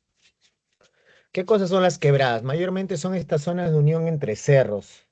¿Sí? Estas hendiduras, estas zonas hundidas que están entre los cerros, alargadas y estrechas, que entre cerros o montañas, mejor dicho, que normalmente cuando es época de lluvia, el agua empieza a deslizarse por ahí, arrastrando todo tipo de material. En otras palabras, por las quebradas que pasan, pasan los huaicos. Por las quebradas pasan en este caso los huaicos. ¿Ya? Ahora, hay un montón de quebradas, pero dentro de las quebradas más conocidas, por ejemplo, tenemos la de Apachete Caraguasanta, que son en este caso quebradas donde están los orígenes remotos del río, ¿qué? Del río Amazonas. Acá nomás en Lima tenemos la quebrada de Huaycaolor o Chucumayo, que obviamente también en época de fenómeno del Niño se activan, produciendo grandes huaicos en la zona de Campoy y San Juan Lurigancho. Luego tenemos los pasos o abras, que a comparación de las quebradas, están más elevados y normalmente son las partes bajas entre montañas que te van a permitir pasar de un lado a otro. Entonces se han construido ahí carreteras. Uno de los pasos abras más altos del Perú es el de Chimboya, que está entre Cusco y Puno, es parte de la carretera. Y vamos a ver consigo también, por ejemplo, Anticona y Ticlio, que han sido tradicionalmente los más altos. En el caso de Anticona, paso Abra carretero y en el caso de Ticlio, paso Abra ferroviario. Ahora, el paso más bajo, digamos así, es el de Porpuya, que comunica al norte, la zona de Lambayeque con Cajamarca, específicamente las provincias de Olmos con Jaén. Hasta ahí, preguntas, dudas, consultas. ¿Alguna pregunta, alguna consulta? ¿Estamos ready? ¿Hasta ahí? Sí, sí, ya. Dejamos entonces los pasos abras y nos vamos ahora de los Andes Oriente y nos vamos a la selva. Va. Ahora, ¿qué pasa con la selva? Está en el lado oriental de la cordillera, ¿sí? Y se divide en dos, selva hacia arriba, selva hacia abajo, o sea, selva alta, o en este caso, selva baja. En la selva hacia arriba va de los 3.000 a 800 metros de altitud en la parte oriental, mientras que en la selva hacia abajo abarca todo el llano prácticamente amazónico entre los 800, 400, disculpa, entre los 480 metros. Ahora, en el caso de la ceja de selva, estamos hablando que está entre los 3.800, es una zona de pendiente, mediana pendiente, igual que en este caso la zona baja donde están los amplios valles amazónicos, ¿de acuerdo? Todos cubiertos con ¿qué? Cubierto con exuberante ¿qué? Vegetación. Dentro de las cordilleras vamos a tener la cordillera oriental, que es la cordillera central del sector norte, y la cordillera subandina, que abarca la parte, ¿qué cosa? La parte norte, sector norte, la parte oriental. La oriental, como te digo, se prolonga cadena central del sector norte, cadena oriental del sector centro. ¿Ya? En cambio, la subandina, como te digo, es la cadena oriental del sector norte. Ahora, dentro de estas cordilleras vamos a ver la presencia de pongos. ¿Qué cosas son los pongos? Son cañones, ¿sí? Son cañones, pero a comparación de los cañones andinos, y como ves en la imagen, son más anchos y un poco menos profundos. Dentro de los pongos más característicos, de acuerdo, más relevantes, vamos a tener el pongo de Manseriche y el pongo de Rentema. El de Manseriche que atraviesa la subandina y el de Rentema la oriental, ambos atravesados por el río Maraño. Ahora, ¿qué pasa con un pongo? ¿Qué es lo que sucede con un pongo? Eh, el pongo, escucha, lo que va a pasar con el pongo es lo siguiente. Tienen potencial hidroeléctrico, o sea, podríamos construir grandes centrales hidroeléctricas ahí que podrían generar abundante energía eléctrica para abastecer a todo nuestro país. El problema es, como son anchos, cómo poder represar y aguantar la fuerza con que va, en este caso, las aguas. También otra forma relevante que vamos a ver en el caso de la zona amazónica son los valles longitudinales. Los valles longitudinales son valles, áreas cruzadas por un río, pero que se desplazan de norte a sur, ya de sur a norte, ¿no? Mayormente son escalonados y de área alta producción, ¿qué cosa? Tanto agrícola, ¿sí? Producción agrícola, ¿no? Obviamente en la zona oriental. Dentro de los valles longitudinales, el más importante sería el Valle del Guayaga, que abarca Huánuco, San Martín. Es un valle de alta, ¿qué cosa? De alta, en este caso, productividad agrícola, ¿sí? Y donde obviamente no solamente hay producción agrícola, sino también hacen de la buena, pues, ¿no? De acuerdo, de la buena. ¿Ya? ¿Hasta ahí alguna pregunta, alguna duda con los valles longitudinales? Profesor, disculpe, ¿la cordillera subandina entre qué cadenas estaba? La subandina es la cadena oriental del sector norte. Ya, gracias. Y la oriental es la cadena central del sector norte y la cadena oriental del sector centro. ¿Alguna pregunta, alguna duda más hasta ahí? ¿Alguna pregunta, alguna duda más? Hablen o callen para siempre. ¿Estamos claros hasta ahí o no? ¿Sí? Ya. Continuamos y ahora nos vamos a la selva Suabajo, que va entre los 480 metros de altitud, ¿no? En toda la parte oriental de nuestro país, prácticamente es la mayor parte de nuestro territorio. Y forma pues parte de lo que es el llano amazónico. Ahora, tampoco digamos que es tan llano, plano, sino que hay ciertas irregularidades, como algunas formas de relieve como los altos. ¿Los altos qué cosas son? Eh, Mejor dicho, vamos por acá. Ahí está. Ahí están las principales formas. Empezamos con los filos. Los filos son estas colinas, estos cerritos ahí en el medio del llano amazónico, que están entre unos 50, 80 metros de altura y que están cubiertos de vegetación. ¿Tú puedes vivir en un filo o no? A ver qué dicen. ¿Puedes o no puedes vivir en el filo? En estos cerros, en estas colinas. ¿Puedes o no puedes vivir? No, Dilo, dilo. No, pues. Porque obviamente tendrías que talar la vegetación que hay ahí, ¿de acuerdo? Pero a la hora de llover, todo el agua entraría a tu jato, pues. Entonces no son aptos. Entonces, ¿dónde es apto para vivir? No en estas zonas elevadas a los filos, sino sería en los altos. Los altos son terrazas colindantes a los ríos, terrazas elevadas, donde construimos ahí ciudades, ¿no? En las cuales en estas elevaciones, pues obviamente no llega tanto el agua de la lluvia, como tampoco no hay una inundación por lluvia y menos por desborde de ríos, ¿no? Entonces ahí se asientan las ciudades. De ahí, contiguo a los altos, tenemos las restingas, que se caracterizan porque se inundan. ¿Por qué? Por periodos. Son áreas que se inundan, en este caso, por periodos.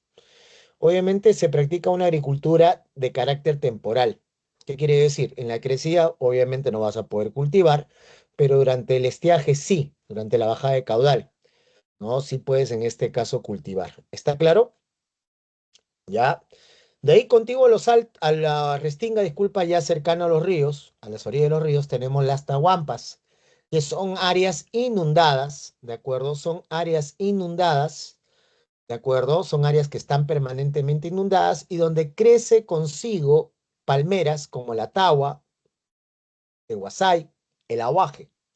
Por eso el apelativo de tahuampas o aguajales.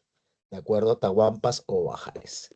Vayamos al meandro. El meandro ya te lo expliqué la semana pasada. Es estas curvas, estos recodos que forma el río por la escasez de qué? De pendiente. ¿De acuerdo?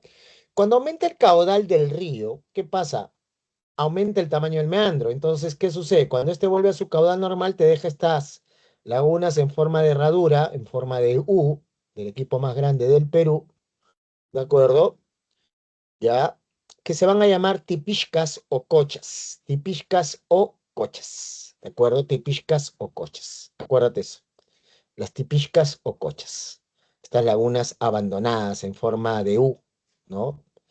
¿Ya? Ahora, mira, en la parte cóncava del meandro, lo que se va a formar son los barriales o barrizales, donde se puede hacer cultivos de arroz como ves acá.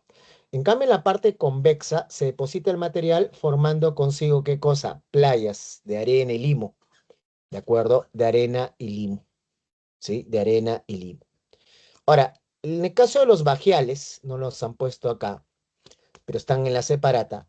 En el caso de los bajiales, ¿qué cosa tenemos? Que son áreas hundidas dentro de qué cosa? Dentro de las restingas y que siempre permanecen inundadas. Entonces, en la época de estiaje, sigue inundado el bajial y suministra agua para los cultivos temporales que hay en la restinga. ¿De acuerdo?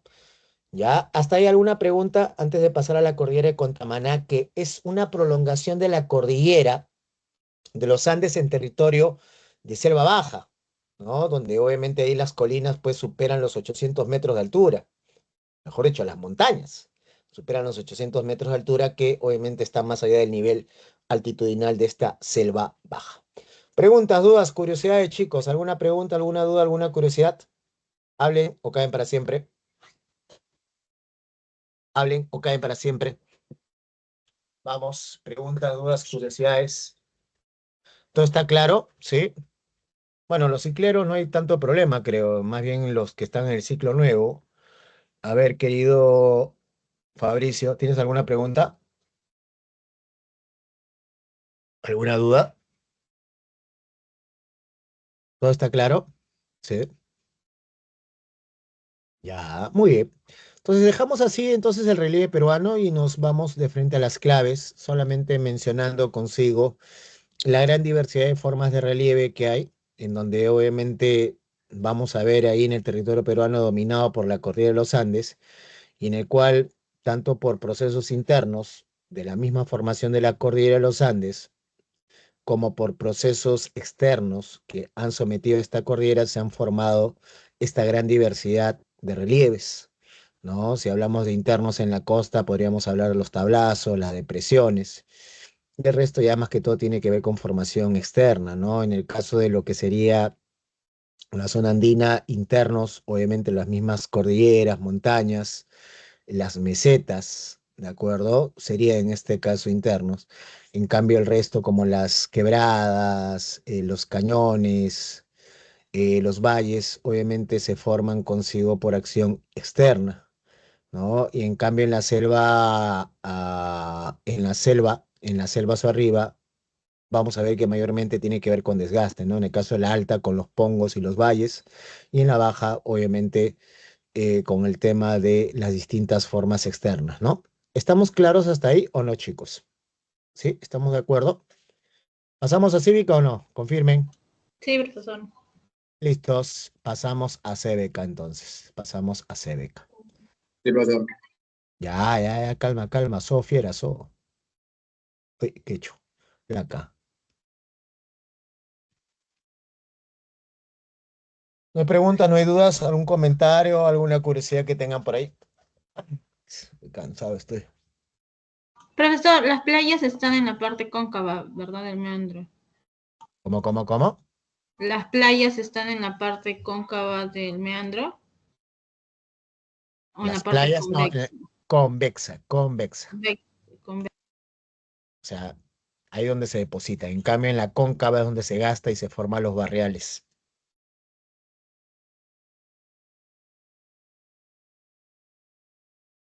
¿Sí? ¿Estamos de acuerdo?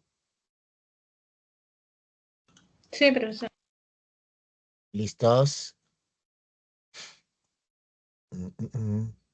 Hoy no baja el examen, no baja la separata. ¿Hasta qué fue, mano?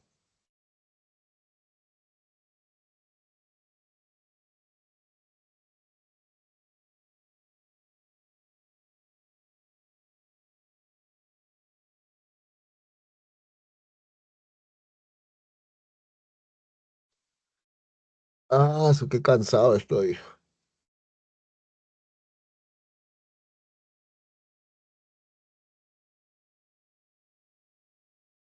¿De qué se ríe, señorita Eva? Cuénteme, cuénteme, ¿de qué se ríe? Cuéntame, Eva. Hay un programa en la radio que se llamaba Eva y el mar.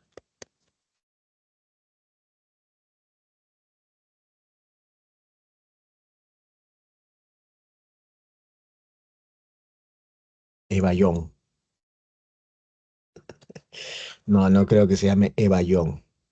Ya. Listos. ¿Comenzamos entonces la segunda parte? ¿Sí, Cívica? ¿Estamos ready? Cerramos geografía y nos vamos a CBK. A CBK. ¿Dónde está CBK? Acá está CBK. Sí, acá está CBK. ¿Se llega a ver el PPT de Cívica? Confirma. Sí, Sí, profe. profesor. Listos. Vamos a hablar hoy día de las organizaciones de la sociedad civil. ¿De acuerdo? A ver. Habíamos dicho la semana pasada en Ciudadanía que habían formas en las cuales, ¿de acuerdo? En las cuales obviamente la población se podía, los ciudadanos podíamos expresarnos de manera individual y de manera, ¿qué cosa? Colectiva. Hoy día vamos a centrarnos en la manera colectiva, ¿de acuerdo? En el caso de la manera colectiva tenemos estas organizaciones, vamos a decir, espontáneas que se han ido dando y que luego, obviamente, con la misma espontaneidad que se han ido dando, se han ido formalizando, que son las organizaciones de la sociedad civil. ¿De acuerdo? Estas organizaciones de la sociedad civil son grupos de ciudadanos que voluntariamente, de acuerdo, sin ánimo de lucro, de acuerdo, surgen espontáneamente en el ámbito local, nacional e internacional, y que obviamente tienen una naturaleza altruista, de acuerdo, y en el cual, pues, obviamente tienen un interés común. Dentro del campo de la ciudadanía, obviamente el interés es fomentar, pues, los derechos y deberes, así como obviamente la acción ciudadana. ¿De acuerdo? Estas organizaciones de la sociedad civil, nosotros las conocemos coloquialmente como las ONGs, organizaciones no gubernamentales. Bueno, conocemos coloquialmente, pero obviamente pues también están formalizadas, ¿no? Dentro de registros públicos. Obviamente vas a tener ONGs para distintos ámbitos, no solamente tema de derechos humanos, de ciudadanía, sino también para el tema de ambiente, no sé, protección de menores, el desarrollo agrícola, el desarrollo de emprendimiento, etcétera, etcétera. Entonces, como te digo, buscan ayudar a asistir al Estado, que a veces no se da pues el abasto para poder, ¿qué cosa? Completar su labor. Entonces, estas personas que se unen de manera voluntaria, sin fin de lucro, en base a donaciones, obviamente lo que hacen consigo es dirigirse a este interés común, ¿no? Ahora, hay ONGs que funcionan a nivel local, o sea, a nivel de un distrito, de una provincia, hay a nivel nacional que moviliza varias regiones y a nivel, en este caso internacional, que son varios países. En el caso de las ONGs, las organizaciones de la sociedad civil en manejo de derechos humanos, vamos a verlas agrupadas, ¿de acuerdo? Vamos a verlas agrupadas a través de la Coordinadora Nacional de Derechos Humanos, que agrupa consigo 82, ¿qué cosa? 82 ONGs, organizaciones de la sociedad civil, que obviamente buscan fomentar, difundir, proteger los derechos humanos. Por ejemplo, tenemos la Asociación Civil Transparencia, tenemos Asociación de Exportadores, ¿no? ADEX, la Comisión Andina de Justicia, Instituto Prensa y Sociedad, ¿no? De acuerdo, Prensa y Sociedad. ¿Estamos claros hasta ahí o no? ¿Estamos claros con estas organizaciones de la sociedad civil? Sí. Listo. Gracias, Evita.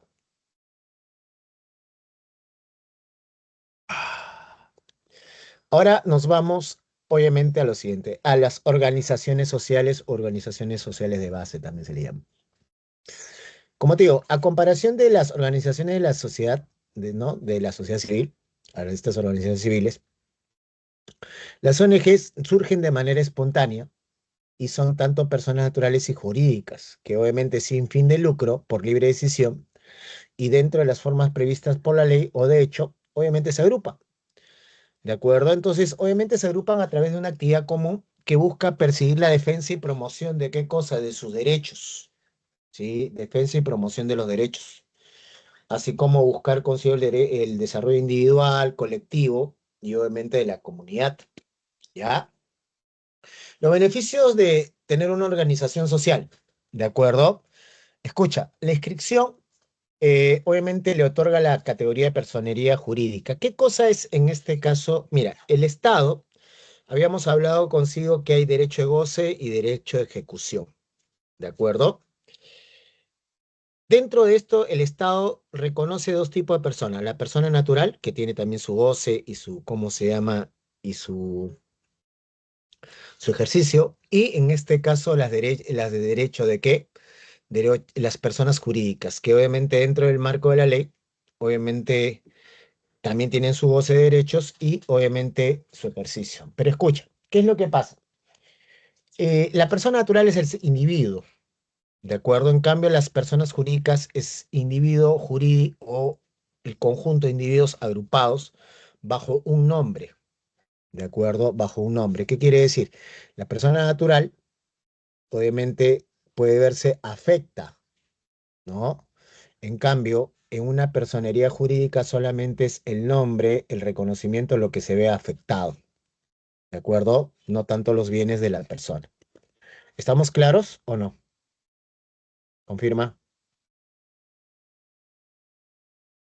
confirma, habla, o queda para ¿Podría, siempre. por favor? ¿Ya? La persona ¿Podría natural es, repetir? es el ente presencial, físico, tangible, ya que goza y ejerce sus derechos. En cambio, la persona jurídica solamente es una denominación que también tiene derecho de goce y de ejercicio según la ley. Entonces, normalmente, cuando la persona natural ejerce sus derechos, se puede ver afecta ella. En cambio, en el caso de la persona jurídica, cuando se ve afectada solamente es la denominación.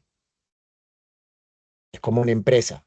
¿Qué quiere decir? Una persona natural, cuando obviamente ve afectados sus intereses, se levantan todos sus bienes. En cambio, en la personería jurídica, la persona natural no ve afectada, sino es la denominación.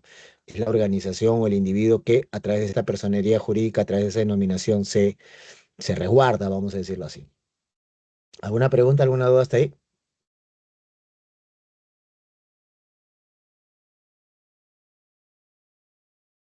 ¿Preguntas, dudas hasta ahí? Confirma, confirma. ¿Estamos claros? Habla, oye. Todo claro. Buenísimo. Ya, listo, mano. Muy bien. Los beneficios de tener una organización social inscrita en registros públicos, de ser una personería jurídica, tienes un documento de consulta de apoyo para, obviamente, la realización de tus fines. ¿Qué quiere decir? Busco donaciones, ¿no? Para mi organización social. Entonces, como ya estoy inscrito en registros públicos, como que hay una garantía. Otra cosa es que, obviamente, no sé, busque donaciones para, obviamente, para un grupo de personas. Entonces, puedo hacerlo de manera caritativa, como empresa, como Estado, pero obviamente no hay esa seguridad que sí me lo da, obviamente, estar inscrito en registros públicos. También facilita su proceso de constitución y elección de los representantes, ¿de acuerdo? Entonces hay un estatuto, un reglamento, donde obviamente nosotros consigo, ¿qué cosa? Donde nosotros consigo establecemos pues todo el funcionamiento, ¿no? De esta organización y obviamente dentro de ello está la elección de los representantes, ¿no? Todo dentro de la democracia. Son sujetos de crédito, o sea, puedes ir a los bancos a pedir consigo qué cosa, plata. Puedes suscribir acuerdos, abrir cuentas bancarias, recibir donaciones de manera formal, así como también se formalizan los acuerdos dentro de la organización dentro de lo que dice el estatuto, ¿ya? También autoriza la formulación de programas y proyectos de desarrollo para su ejecución de manera conjunta con ONGs, organizaciones de la sociedad civil, o también con quién, con el mismo Estado. Y participa en los espacios abiertos de qué cosa, en los espacios abiertos de descentralización. ¿De acuerdo? Ya, entonces, obviamente, cómo inscribir estas organizaciones sociales de base, en el cual empezamos con la básica, ¿no? Vamos a decir las formales y más antiguas, que son las organizaciones de vecinos, ¿no? Que son las asociaciones de pobladores, vivienda, propietarios, juntas y comités vecinales, ¿ya? A ver, esto para que lo entiendas, tiene que ver mucho con el proceso de formación de los asentamientos humanos y no se sientan en este caso excluidos, sino que el proceso es así. Por ejemplo, tenemos en este caso la asociación de pobladores, ¿de acuerdo? Asociación en este caso de pobladores. Normalmente, o sea, invaden, ¿de acuerdo? La zona, ¿no? El terreno, ¿no? Obviamente, vamos a decirlo así, abandonado, que no está reconocido. Entonces se asientan ahí y se organizan, ¿ya? ¿De acuerdo? ¿Se organizan para qué? Para hacer consigo qué cosa reconocidos por ley y poder acceder obviamente a los servicios básicos, luz, agua, teléfono, seguridad, educación, entre otras cosas. En la asociación de vivienda, ¿qué pasa? La invasión, ahora ya tienes consigo casas constituidas, ¿no? De material noble, ya hay edificaciones. Además, ¿qué pasa con la asociación de vivienda? En el caso de la asociación de vivienda ya está en trámite para recibir consigo, ¿qué cosa? Su título de propiedad. En la asociación de propietarios ya tienen consigo, ¿qué cosa? El título de propiedad. Y por ende eso les hace acreedor a ciertos derechos, a ciertos deberes. Las juntas y comités vecinales están más en el ámbito, ¿qué cosa? Urbano, ¿no? Que son en este caso, como te digo, los representantes, obviamente estas urbanizaciones, barrios, que obviamente van a tener alcance con los gobiernos locales y regionales. Y por último tenemos los comités cívicos, que ya son más en el ámbito rural, ¿de acuerdo? En el ámbito rural. ¿Hasta ahí alguna pregunta? ¿Hasta ahí alguna duda, chicos? ¿Alguna pregunta, alguna duda? Ya, acuérdate, la ciudad de poblador simplemente son la gente que está en un lugar, ¿no? Que se ha instalado y se ha comenzado a organizar. Ya cuando obviamente en ese lugar ya hay construcción de viviendas, de material noble, edificaciones y están en trámite, se le dice simplemente asociación de vivienda. Y la asociación de propietarios es cuando ya estos han recibido qué cosa de parte de COFOPRI, parte de, ¿cómo se llama? De parte del Ministerio de Vivienda su título de propiedad. En cambio, la Junta y comités vecinales son urbanización, está en el ámbito urbano, en cambio los comités cívicos no son en este caso en el ámbito rural. Para que me entiendas, en el caso de los comités cívicos hablamos consigo de los ronderos, por ejemplo, ¿no? ¿De acuerdo? Los famosos ronderos, que obviamente eran llamados comités cívicos de autodefensa, en el cual se les daba a ellos ciertas potestades, ¿no? En el ámbito rural para protegerse durante la época del terrorismo. Hasta ahorita hay muchos que están vigentes, ¿de acuerdo? Y en el cual mezclan en los comités cívicos populares. Obviamente combinan mucho el tema de qué cosa, el tema no solamente de la protección contra el terrorismo, sino también en el marco legal se les antecede a ellos lo que se dice el derecho consuetudinario. Por eso que hace años, hace un par de años atrás, hubo un problema con los ronderos, con un comité cívico, en el cual, ¿qué pasaba? Obviamente habían castigado a mujeres por infieles, por brujas, algo así, ¿no? Entonces, obviamente, dentro de su marco, el derecho constitucionario era agarrarlas a latigazos, a colgarlas, lo cual obviamente generó crítica social, porque obviamente, pues, ¿cómo pueden hacerle eso a las mujeres? Pues, ¿no? ¿No? Pero de acuerdo a su tradición, ¿no? Obviamente hay que tener cuidado, ¿no? Y ahí tenemos un problema que empezar a limar. Ahora vamos a las organizaciones sociales de base. Empezamos con los clubes de madres. Esto tiene sus orígenes en los años 60, más o menos, 60, 70, donde empiezan a aflorar. Y como te digo, tiene que ver mucho con el tema de las asociaciones de pobladores. ¿En qué sentido? Ubícate en el año del contexto de los años 60, 70 del siglo XX. Ya llegabas a una zona, a un arenal, a un pampón, ¿de acuerdo? ¿Y qué es lo que sucedía? No hay luz, no hay agua, no hay desagüe. Y obviamente, ¿cómo haces para mantenerte? Bueno, el único que sale a mantener ahí, ¿quién es? Es el hombre, pues, ¿no? El varón, que hoy es el Día Internacional del Hombre, por si acaso. Feliz día a los chicos, ya que nadie se acuerda de nosotros. ¿Ya? ¿De acuerdo? Y en este caso, ¿qué pasaba? Se quedaban obviamente en el terreno las mujeres y obviamente los hijos. Dime, Julio, te escucho. ¿ya? Entonces se quedaban ahí. Entonces, ¿qué pasaba? Esperando que llegue el hombre, pero bueno, pues a veces no llegábamos, pues, ¿no? La clásica, ¿no? Nos íbamos a comprar cigarros, ¿de acuerdo? Y obviamente no volvíamos. Entonces, ¿qué pasaba? Eh, Obviamente se quedaban ahí y las condiciones económicas eran paupérrimas, pues. Entonces, ¿qué pasa? Ahí donde las madres, las mujeres se empiezan a organizar y forman los clubes de madres, ¿no? En el cual, pues, no sé, la vecina llamada vecina, vamos a organizarnos, ya, vecina, ¿qué tienes? Ya, yo tengo una olla, vecina, ¿tú qué tienes? Ya, yo tengo zapallo, tengo apio, ya, ¿tú qué tienes? Ya, a mí me quedan huesitos de pollo, ¿de acuerdo? Ya, ya yo tengo por ahí una bolsa de fideo, entonces empezaban a juntar y a generar consigo las ollas comunes. Para así, ¿qué cosa? Darle, ¿qué cosa? Darles, en este caso, ¿a quiénes? Manutención, comida, alimento, obviamente a los hijos. Posteriormente, esta iniciativa, en los años 80 empieza a mutar, vamos a decirlo así, y se forman consigo los comités de vaso de leche.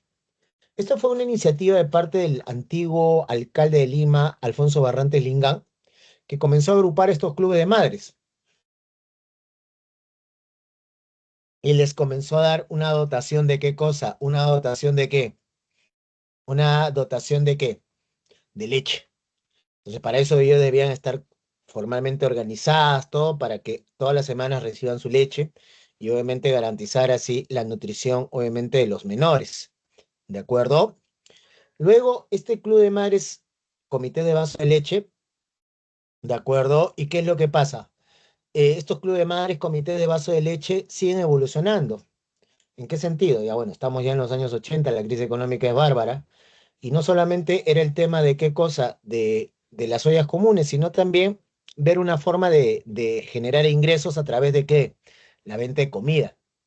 Es así como surgen los comedores populares, en el cual las madres se organizan y comienzan a qué cosa, a través de una cuota, a a dar dinero. ¿Para qué cosa? Para las beneficiarias, obviamente, asistir su alimentación y lo que sobre el excedente venderlo a otras personas y así obtener ingresos y seguir manteniéndose. ¿Alguien acá ha comido en un comedor popular? Sí, profe. ¿Sí? Por ejemplo, el menú está a 12 lucas, ¿no? Normalmente, promedio, ¿de acuerdo? Pero un comedor popular lo puedes encontrar a 4 o 5 soles, ¿no? Y como te digo ahorita, pues, y ya no solamente es autogestionado, financiado por los mismos vecinos, vecinas o madres, sino también es financiado, obviamente apoyado por, obviamente, instituciones del Estado como el Ministerio de ¿qué? De Desarrollo e Inclusión Social, ¿no? ¿De acuerdo? El MIDIS. De ahí, obviamente, subimos a las cocinas familiares, ¿de acuerdo? Que es parecido a los comedores populares, ¿ya? Y a los centros maternos infantiles, en el cual, ¿qué cosa? Obviamente, al ser abandonadas muchas mujeres por sus maridos y no tener ingresos, obviamente tienen que salir a trabajar, pero había un problema, ¿quién cuida a los niños? Entonces, entre las madres se empiezan a organizar y obviamente, por ejemplo, no sé, a veces me ocurre ahí, por ejemplo, Jimena chambea de lunes a domingo, entonces tiene descanso el jueves, entonces ella se encarga de cuidar a los niños del club el jueves. María Fernanda, por ejemplo, Maffer, le toca descanso sábado y domingo, entonces ella chambea sábado y domingo cuidando a los niños de los vecinos, ¿no? Entonces, esto ha ido evolucionando en el sentido de que ya, obviamente, la organización ya se ha vuelto a autogestionar, entonces ya no solamente es el cuidado de cunas, sino también, obviamente, generan productos que obviamente los venden para poder generar sus propios ingresos y subsistir más allá del apoyo del Estado. Ahorita lo crítico de las organizaciones sociales de base, no estoy diciendo todas, por si acaso, porque ahí no vaya a salir un mono neuronal a decir, profe, ¿cómo raja de eso? ¿De acuerdo? Obviamente el problema es el siguiente, ¿de acuerdo? El problema es en este caso el siguiente, que se han vuelto consigo espacios de manipulación política, ¿no? Entonces, apunta acá, hijo, ¿cómo vas a ser un congresista? ¿Cómo vas a ser un alcalde? Apunta, apunta, apunta. Lo que vas a hacer es conseguir un financista. ¿De acuerdo? Un financista. Puede ser narco, puede ser un lavador de oro, puede ser lo que sea. ¿De acuerdo? Te vas a las facultades sociales, ¿ya? Y ahí vas a encontrar ahí en esos vagos de sociología, esos ahí, a esos fumes que es los que se llaman operadores políticos. A ese, en este caso, operador político, lo vas a mandar ¿a dónde? A a estas organizaciones sociales de base para que hable con las jefas. Exactamente. ¿De acuerdo? Entonces, que tengas a cargo ¿cuánto? Unos 10 a 15 comedores populares o estas organizaciones sociales de base, estamos hablando que tienes algo de 30.000 a 40.000 personas. Ya, con tu financista, ¿de acuerdo? ¿Qué cosa? Vas y le dices, ya, yo te voy a dar donaciones, te voy a dar consigo, ¿qué cosa? Ollas, cocinas, ¿no? Para tu comedor, para tu vaso de leche. Eso sí, garantiza que tu gente vote por mí, ese es uno, ¿de acuerdo? Sí, ya, ¿de acuerdo? Ya. Y si logras que todos voten por mí, yo salgo y bueno, te voy a dar tu propina, esa es a la coordinadora, a la jefa. Y bueno, si quieres a tu hijo lo mando a trabajar ahí al Congreso, ¿no? A la alcaldía, ¿no? Entonces, como te digo, se han servido como espacio de manipulación política, pues por eso si son, vamos a decirlo así, comedores populares, vaso de leche, y tú ves a la dirigente PB, tremenda tía ahí, ¿no? Tremendo camión ahí, supuestamente está en este caso desnutrida, ¿no? Se supone, ¿no? Pero vas a su jato y ves pues, una casa de 5 pisos, ¿cómo, pues? ¿No? Entonces, eso es lo que pasa. Y ese es como, obviamente, encuentras a cada impresentable en el Congreso o en las alcaldías, cómo llegan al poder, ¿entiendes? Así es, el tupper, ¿sí? Así es, exactamente, Claudia, es exactamente. Eso es así como funciona nuestro país, lastimosamente.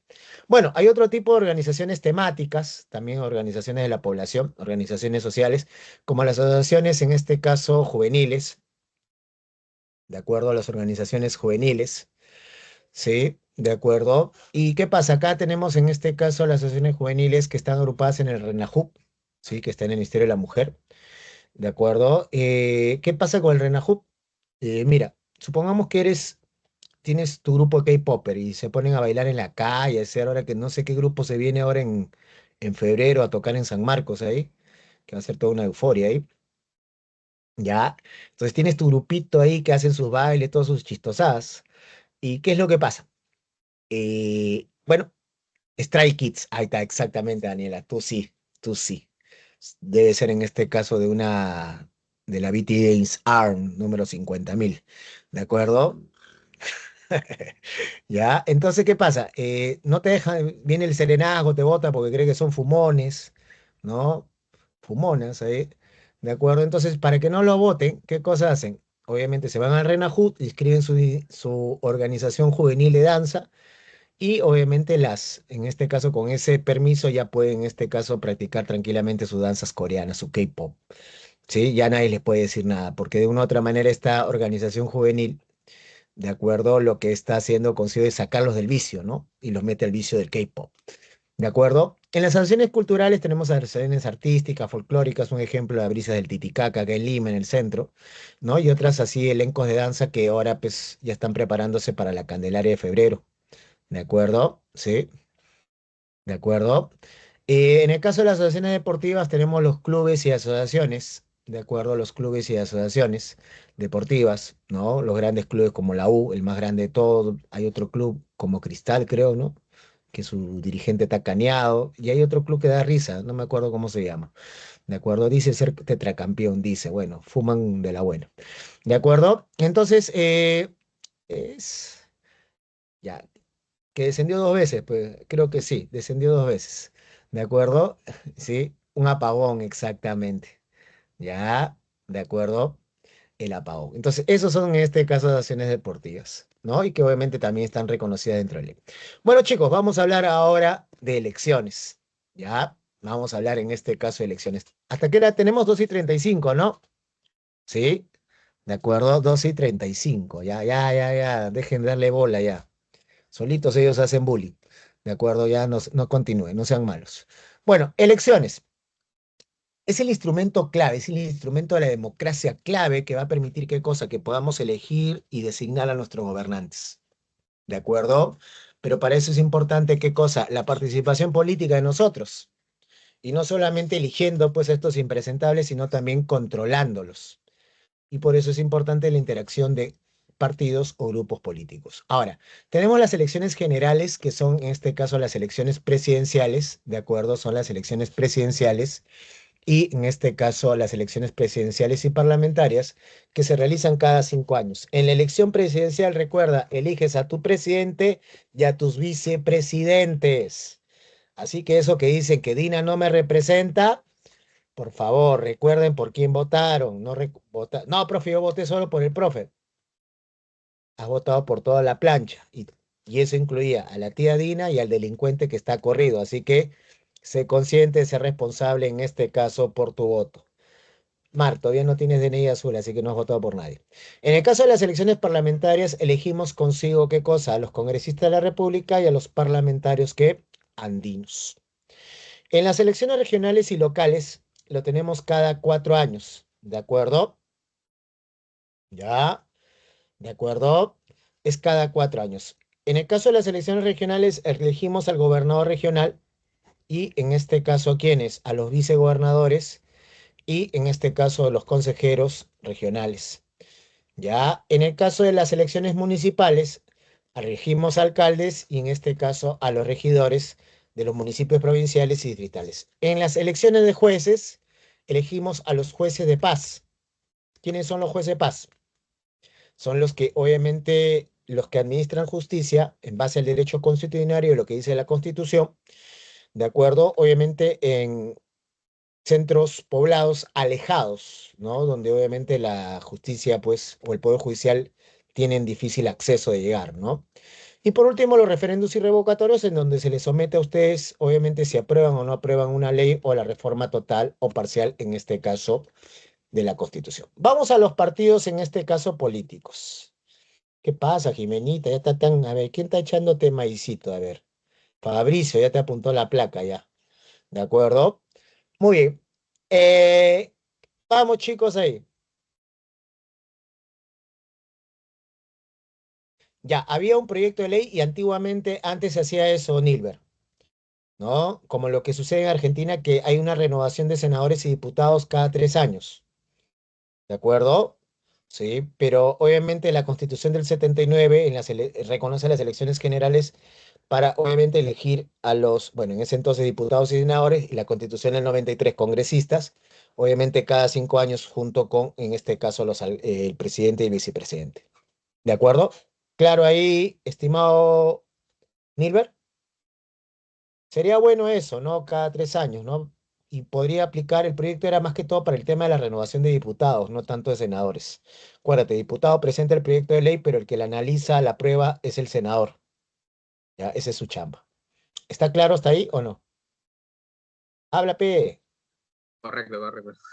Ya, batería. Continuamos. ¿Qué cosa es un partido político? Es una asociación de ciudadanos que son personerías, son personas jurídicas de derecho privado, ¿de acuerdo? Cuyo objetivo es participar por medios lícitos en los asuntos públicos del país, ¿de acuerdo? En los asuntos públicos del país. O sea, la única manera que yo quiera ser congresista es que tenga que estar en donde, en un partido político, ¿ya? ¿De acuerdo? Si yo quiero ostentar algún cargo, ¿no? No ostentar, sino acceder a algún cargo público, la única manera es que la población me elija y para que me elija, yo tengo que ser parte de un partido político. ¿De acuerdo? Ahora, ¿qué es lo que hace un partido político? Sí, pues son cicleros, pues Luis Marc. Entonces, los fines y objetivos de un partido político, ¿cuáles son? ¿De acuerdo? Es asegurar la vigencia y defensa del sistema democrático. ¿De acuerdo? Acuérdate que la democracia lo que te va a permitir es elegir. Entonces, si tienes un solo partido, ¿qué vas a poder elegir? ¿Mm? Dime, ¿qué vas a poder elegir? ¿Ah? ¿Qué vas a poder en este caso elegir? ¿De acuerdo? ¿Sí? ¿De acuerdo?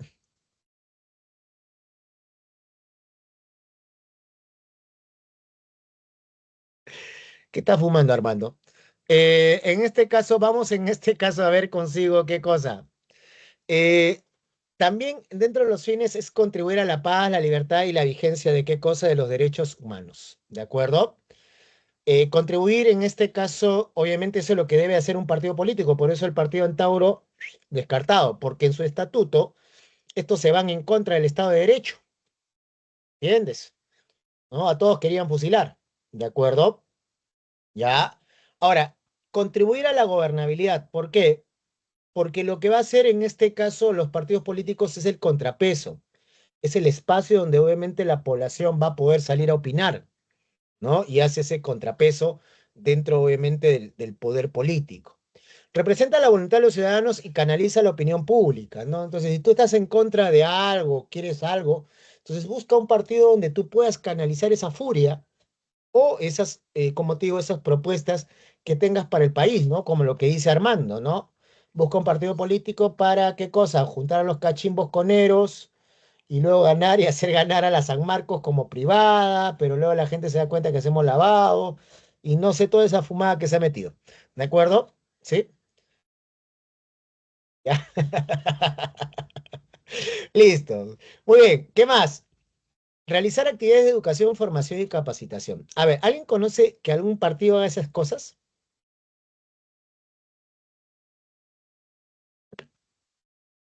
¿Alguien conoce que algún partido en este caso haga esas cosas?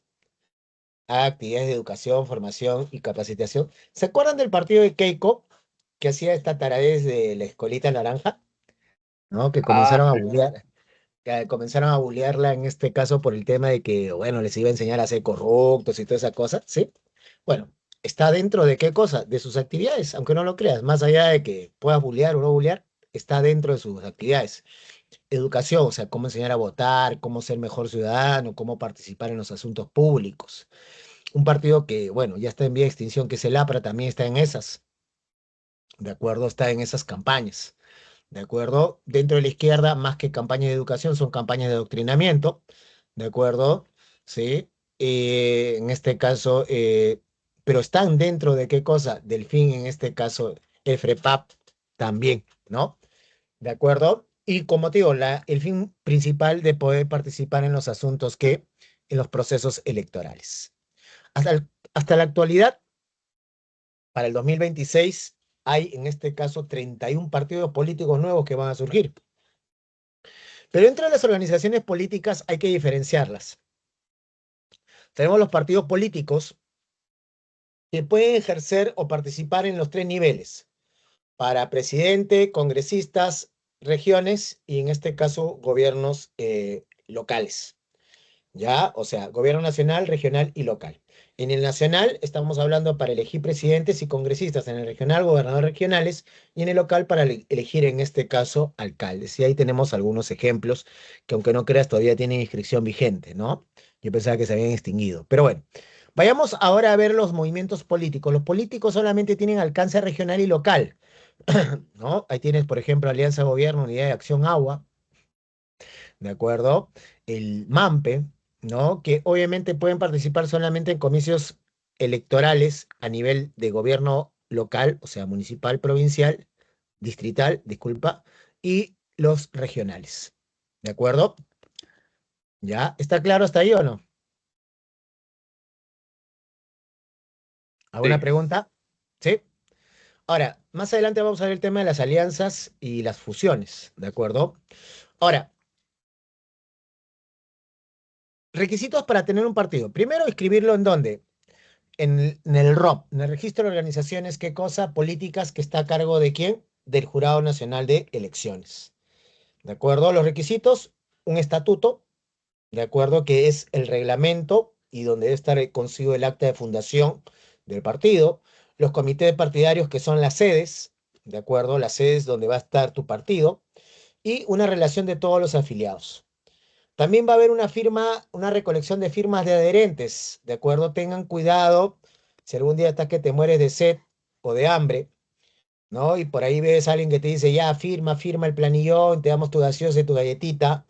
Ten cuidado con lo que firmas, no vayas a aparecer en un partido político, dígase en este caso Movadef, ¿no? ¿De acuerdo? Que también ya desapareció, ¿sí? Imagínate, todavía hay gente ahí. Imagínate, en el año 2001, yo me acuerdo, tenía 21 años, estaba baby aún, estaba hecho un guaguita, y sin querer yo ya aparecía en el registro de Partido de Perú 2000, del chino, No sé cómo habían falsificado mi firma, no sé cómo habían hecho, pero yo estaba ahí, era supuestamente partidario. Entonces, hacer todo el trámite de la Jurado Nacional de Elecciones, no enyucaron, sino que hubo todo el tema del fraguar, en este caso de fraguaron las firmas y todas esas cosas, ¿no? Entonces, sin querer, no sé cómo yo había ingresado ahí. Ya, ¿entiendes? Entonces, es eso. Entonces, hacer el trámite del Jurado Nacional para que te saquen, pues, ¿no? ¿De acuerdo? Y cual ahorita no tengo partido, así que, Said, ten cuidado con lo que dices. Ya, es como mentarme la madre. Es como decirme Movadefo. ¿De acuerdo? Ahora, escucha, los impedimentos están en este caso impedidas todas las agrupaciones que obviamente promuevan la destrucción del Estado de Derecho. ¿De acuerdo? O sea, todas las organizaciones que obviamente atenten, como el caso de Antauro, ¿no? ANTA, AUE, no sé qué cosa más. ¿De acuerdo? Que obviamente aplicaba la pena de muerte y todas esas cosas que estaban en contra de qué? En contra de lo que dice la Constitución, de lo que dice la ley. ¿De acuerdo? Ahora, antes hacer un partido político era una forma de negocio, ¿no? Por ejemplo, yo tenía 100.000 soles y les decía a ustedes ya chicos, miren, les voy a dar los planillones, les voy a dar gaseositas, rellenitas, y vayan en este caso a recolectar firmas. Me tienen que recolectar, vamos, ¿cuántos son acá? Estamos hablando de 50 ya, vamos a ver, 50 ya. Cada uno me tiene que traer consigo 5.000 firmas. Ya, entonces con esas 5.000, con esas 2,5 millones de firmas, ¿de acuerdo? Obviamente ya inscribí a mi partido, ¿de acuerdo? ¿Y qué pasaba? Yo lo que hacía ahora le decía, por ejemplo, a nuestro amigo Fabri, Fabri, ¿quieres ser congresista? Muy bien. Tengo un partido político del 1 al 10, estoy cobrando $50.000 solamente para que tengas cualquiera de esos números, del 10 al tanto, tantos. Entonces era una fuente de qué cosa, de generar ingresos. Entonces, en otras palabras, los que eran elegidos o los que estaban en las listas habían pagado por su cupo cuando en realidad no eran ninguno de los partidarios como debería ser. Entonces, para evitar eso, se crea la democracia interna, en el cual los miembros del partido, los adherentes, eligen en este caso sus candidatos, ¿de acuerdo? Eligen en este caso sus candidatos, ¿de acuerdo? Entonces, hay partidos obviamente que presentan candidatos únicos, como el de la Keiko, que ella era la única candidata, entonces obviamente salía. O en el caso del partido de Terrónica, que salió. ¿Qué pasó? Se presentaba ella, el padre Arana y otro más. Al final, en ese proceso de democracia interna que tanto se ufanaban, nunca pudieron, ¿qué cosa? Mostrar los resultados. ¿Por qué? Porque parecía que Marco Arana se la había llevado en vez de Terrónica. Entonces ya no, tenía que ser la representante. No sé cómo hicieron. También estamos hablando consigo que en este tema de la democracia interna, obviamente estamos hablando de la paridad, que ahora lo vamos a conversar. Prohibición de las organizaciones políticas, la ley de dádivas. ¿Qué quiere decir? Olvídate la plata como cancha, por eso que al tío plata como cancha lo sacaron en el año 2016, porque regalaba televisores, refrigeradoras, dinero en efectivo, ¿no? En sus mítines. Entonces, la ley de dádivas dice que tú solamente puedes entregar regalos, objetos que no superen el 0,3% de un OIT, o sea, que no exceda de 15,45. O sea, tú puedes regalar calendarios, polos, gorras, llaveros, condones, fósforos, ¿de acuerdo? Porque obviamente no excede ese monto, ¿de acuerdo? ¿Sí? Por eso que la OMPE también te da un espacio dentro de la televisión estatal para que tú también puedas hacer tu proselitismo, ¿no? ¿Ya? Tu campaña de proselitismo. ¿Qué más tenemos consigo? Tenemos, obviamente, se prohíbe la candidatura de personas condenadas con pena privativa de libertad por delitos como terrorismo, apología del terrorismo, tráfico ilícito de drogas, violación y libertad sexual, colusión, peculado o corrupción de funcionarios. Así como también está prohibido las organizaciones políticas que reciban aportes, ¿de qué cosa? Aportes de este tipo de personas que están condenadas, ¿de acuerdo? Y obviamente la prohibición también de la inhabilitación política está consigo, ¿qué cosa? A 10 años, ¿no? O sea, no pueden participar, a pesar de que cumplieron la condena, 10 años más, ¿de acuerdo? Y acá vamos a las cuotas electorales. Dentro de los listados para regidores, consejeros regionales, congresistas, hay el tema de las cuotas electorales, ¿no? Para darle oportunidad a todos. Entonces, estamos hablando, por ejemplo, el tema de la paridad. en el cual tiene que ser en las listas 50% de hombres, 50% de mujeres. En el tema de los consejeros regionales debe haber y alcaldes para regidores y consejeros regionales. Debe haber una cuota de cuánto, debe haber una cuota del 15% de 20% de jóvenes, o sea, menores de 29 años. Y en el caso de lo que sería en, vamos a decirlo así, en gobiernos regionales y en, ¿cómo se llama? Gobiernos locales, debe haber consigo el tema de 15% de pueblos originarios, ¿no? De pueblos originarios, representantes de comunidades campesinas o comunidades nativas. ¿Hasta ahí alguna pregunta? ¿Hasta ahí alguna duda, chicos? ¿Alguna pregunta, alguna duda respecto a esto de los partidos políticos, las organizaciones políticas? La fusión electoral es cuando dos partidos se juntan para participar juntos en una contienda electoral. Pero ¿qué pasa? Cuando no alcanzan la valla electoral, que es en este caso el 4% del electorado, ¿no? De votos del electorado, automáticamente los dos desaparecen. Y eso iba a pasar con el APRE y el PPC, de acuerdo, en el 2016, creo, ¿sí? En que no llegaron a la justa, pasaron la valla electoral. En el cambio de la fusión, ¿qué pasa? Es cuando se juntan dos organizaciones y ¿qué pasa? Al juntarse, crean una y queda esa una. ¿De acuerdo? En otras palabras, las dos originales desaparecen. Entonces nace una nueva. ¿De acuerdo? Y esa pues es la que va a participar. ¿Está claro hasta ahí o no, chicos? ¿Sí? Hablen.